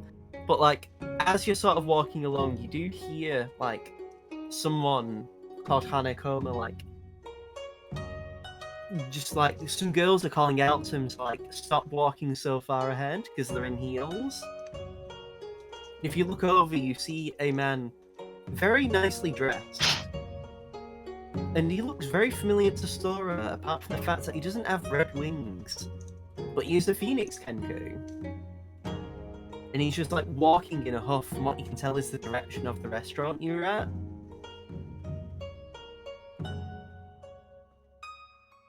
And I was just like, you know, feel like, is that a thing?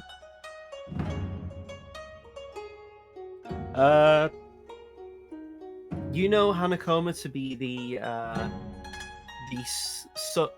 second son to the Akane family, who had to be made heir of the clan because the true heir, who you know to be Sora, vanished. Yeah.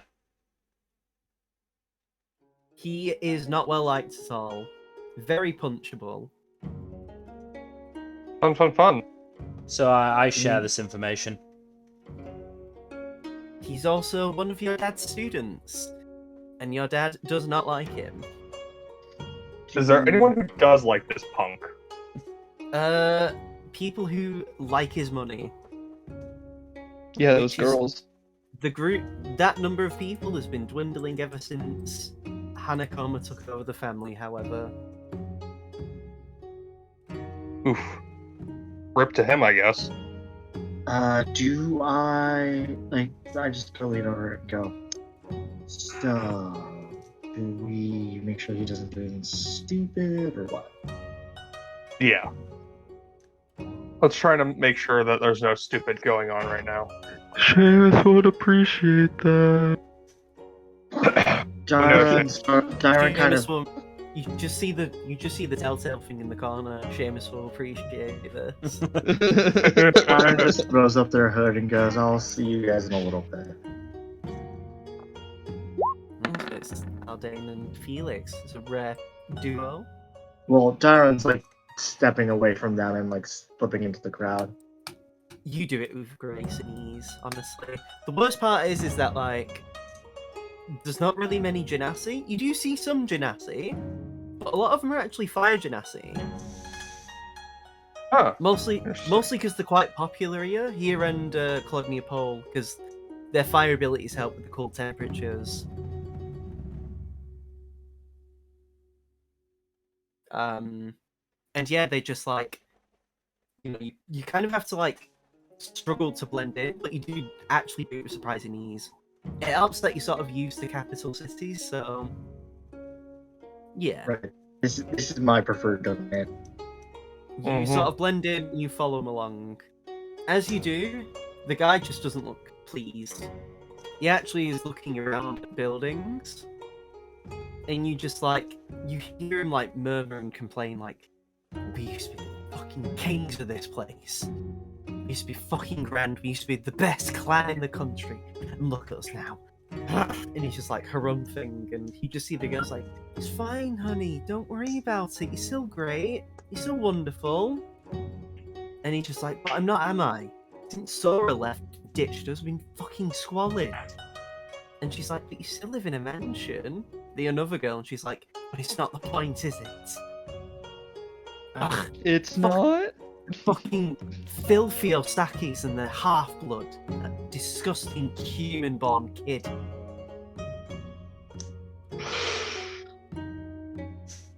If he wasn't around and his fucking family and they fell into squalor, we'd be fine, we'd be great, we'd be prospering. Maybe I won't need to live in the shadow of my fucking brother. Does Darren hear this? What's that? Darren hears this. He's not really hiding it. You just think people like, what the fuck's his problem?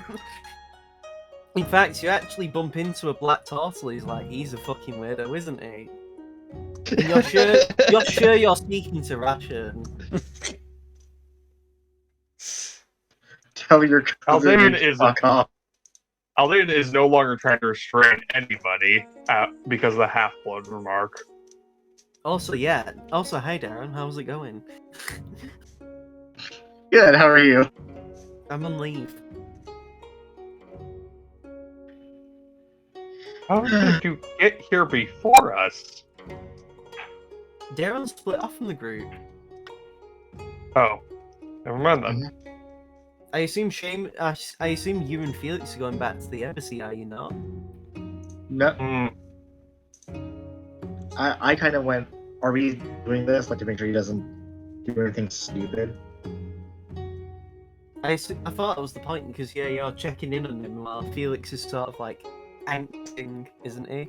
Well, I He's- wasn't sure if Felix wanted to get his mind off this. No, Felix is basically just killing time for a couple of hours. He doesn't want to get involved in anything that would potentially, delay him. Yeah, so is he just heading to the embassy then? Yeah. No. I do say before they go, I might not be there when you get back, but I will, turn up I mean, at is some point. Aldane who's Aldane going with? Aldane's going with Felix, I thought. Alright then, yeah. I'm So, very confused. So yeah, So am I. Aldane's going with Felix, so Aldane doesn't hear any of this, unfortunately. Ah, So yeah, only Darren hears this, and yeah, you see Ration, just like... He's like, what's his fucking... We have some. You know, it's good to see you, Fred. Good I to have see you. several. We never talk. We should. We obviously should just hang out more. We both don't like rich people. We both like helping the poor. Yeah. How are we not best friends? I know, Anyway, right? I won't keep you from this. There's apparently a crisis going on. I don't That's know. true. I'm actually not from Tennoyama. Wouldn't you believe? Altair and Felix are at the embassy. You should go say hi. You know what? I'll do just that. I'm sure Felix would like a good, fun, casual game of Mahjong. That definitely won't involve missing fingers. Yeah. Uh-huh. Apparently that guy's bail got paid. Oh no. Don't Oh. worry, as a guard, I sorted out a restraining order for Felix. Oh, thank God. Thank you. On his behalf. Much Felix and, I, appreciated. Felix and I are good buds. We nearly lost fingers. Of course I'd do solid for the guy. Thank you. In I'll exchange... catch Yeah, no worries. See you later, man. And he just See like... ya. Yeah, you just see like Hanakoma's like getting quite frustrated. He actually looks like he's had a bit to drink because he's sort of like stumbling a bit. If he tries to strike anyone, like any of his companions or anything, I will step. Fun. Well, as you say that, eventually it gets to the point where like there's a guy who's sort of like pushing a cart. It looks like he's sort of setting up business for his like food, food thing. And Hanakoma's like, "Move, you stupid dick! Can't you see I'm coming this way?"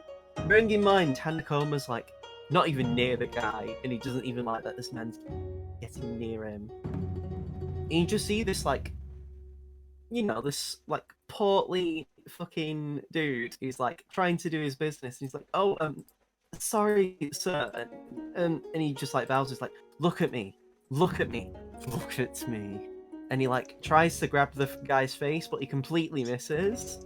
It's like, dude, don't worry, it's fine. Just stop being such a fucking idiot. And he's like trying to pat the guy in the shoulder. And it's like, fine, don't worry, just get on your knees and grovel, and I'll forgive you. And the guy's like, okay, and he starts getting on his knees to grovel. And you just watch as Hanakoma starts to lift his foot, about to kick. The guy in the face. And you just like hear gasps from the girls. And then something I strange wouldn't do happens. that. Yes, I wouldn't as well. And you just see from above is Kurogane on the roof of the building nearby. And she's like, "Oh, also, yes, I'm here." As he just waves at everyone. You beat him to the How am I punch. How am I gonna get down here? Actually, I didn't account for that. Give me a second, I'll be right there. And he just sort of runs off. Dairo's just like, I'll take care of it, don't worry. Thank you. I need to find a ladder. And then yeah, then Hanakoma's like, was that Pixel's brother? Anyway, who Yeah, the fuck and are you? And I'm his friend. Don't fucking don't even do know what your you're about to name. do.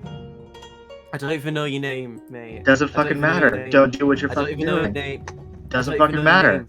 Go away. Go away. No. Fine. How about this? And he reaches into his pocket and hands you 2 platinum coins. Just Take this pocket and you can and leave. beat him up anyways. Take this and you can leave. And Darren then you takes don't it, have to puts it see in his what I'll pocket. do to you. Darren Leave. takes it. Darren takes it, Fuck off. puts it in their pocket, and stays. Fuck off, Gaijin. Darren pulls their dagger out. Are you gonna stab me? What? All I'm doing is being rude to you. You really gonna stab me for that? Darren just smiles and waits. Come on, bitch. Just Come on, you're ugly anyway. I wouldn't even want anyone like you on my arms. Now these ladies here, and he just like tries to reach for him, and they actually like back away a bit. It's like, what? Come on, don't be like this. now, listen to the ladies. I don't need to. I have money. Just because I don't have wings like my brother doesn't mean I'm not a man. At least not where Oh. it counts. I'm sure you'd be interested in finding that out, wouldn't you, lovely miss? As he winks at you. Oh, I'm sure your dick is very small. Don't worry. And I've definitely you see seen the- bigger. you just see the man who's like on his knees, still on his knees, and he's like, "Can I get up now?" Yeah, you can. Thank you. And he just like gets up and like moves away from the scene. And yeah, you just as you're speaking to him, you just see Kuro who's like got his finger to his mouth as he's like creeping up from behind as he's going to attempt a stealth check. Can I give him advantage by because I'm distracting this guy? Yeah.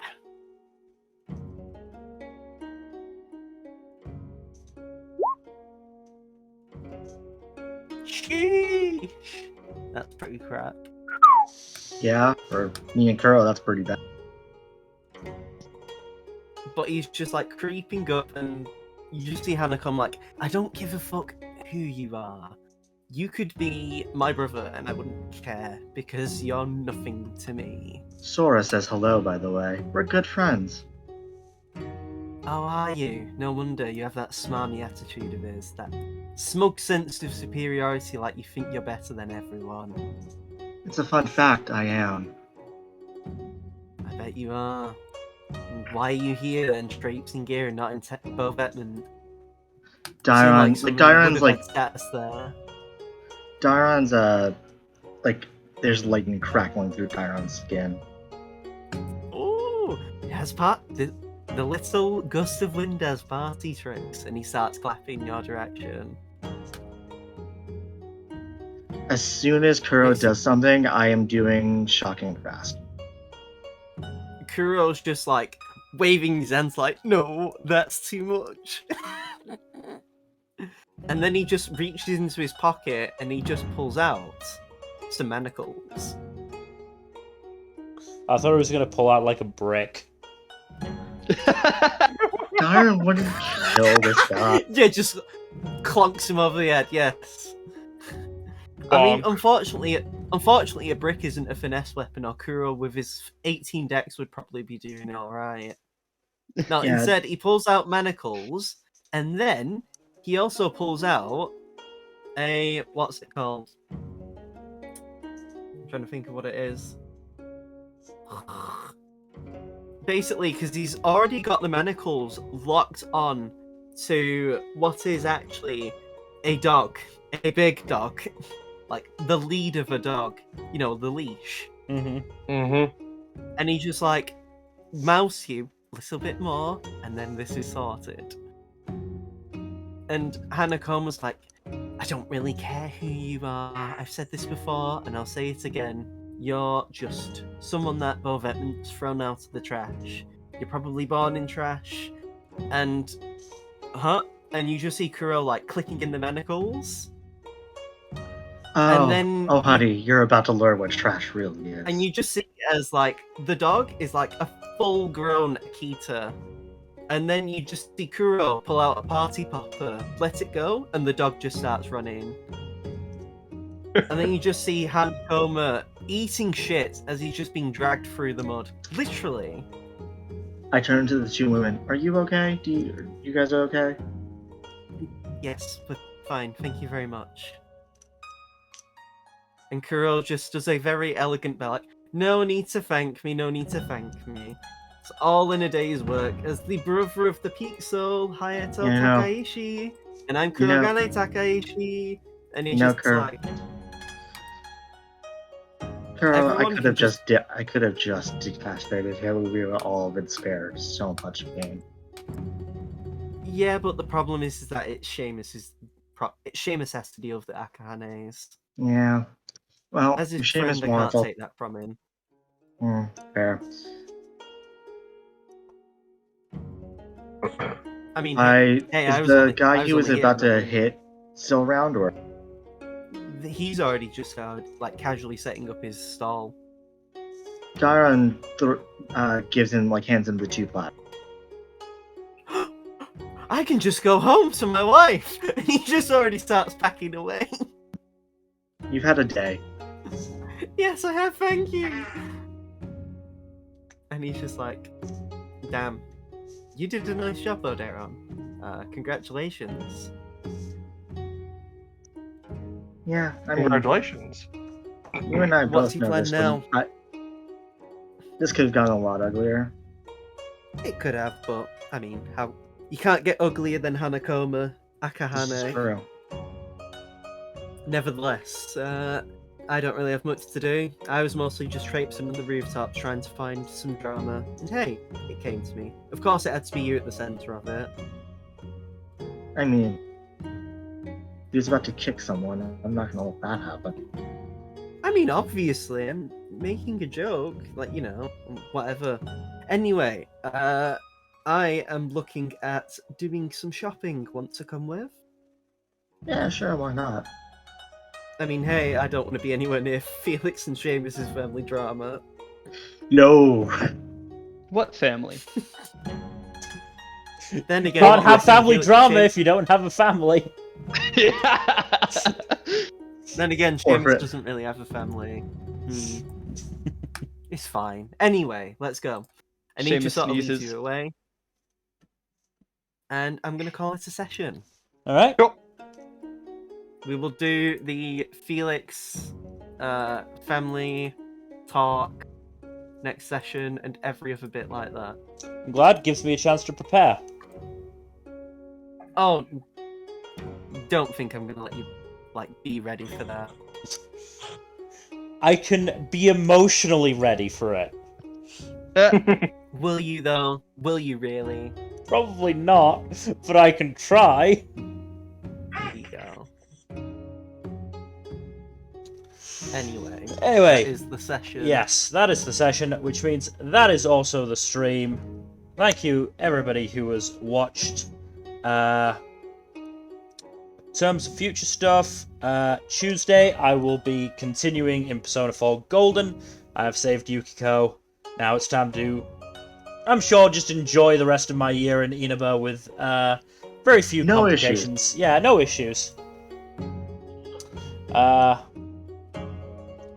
Thursday, more Ace Attorney. We are midway through the final case of Justice for All. Farewell, My Turnabout. We're about to get onto the trial segments, which are always fun because we take the piss out of the judge so readily. You should wait for his brother. Next, on Saturday, it is the Spring 2022 Anime 3+ episode check-in. Though the vast majority of things will have a lot more than 3 episodes, and we've even got we'll even have a couple of shows that only have 1 or 2 episodes, because that's the way anime scheduling works. And then, of course, next Sunday, we'll be back. More D&Ds, more awkward conversations, and maybe more deaths, or near deaths. No, it's fine. No one else is going to be struck by lightning as an excuse to justify why Darren has their abilities. I did. Literally, Spider-Man origins. It's Dairon.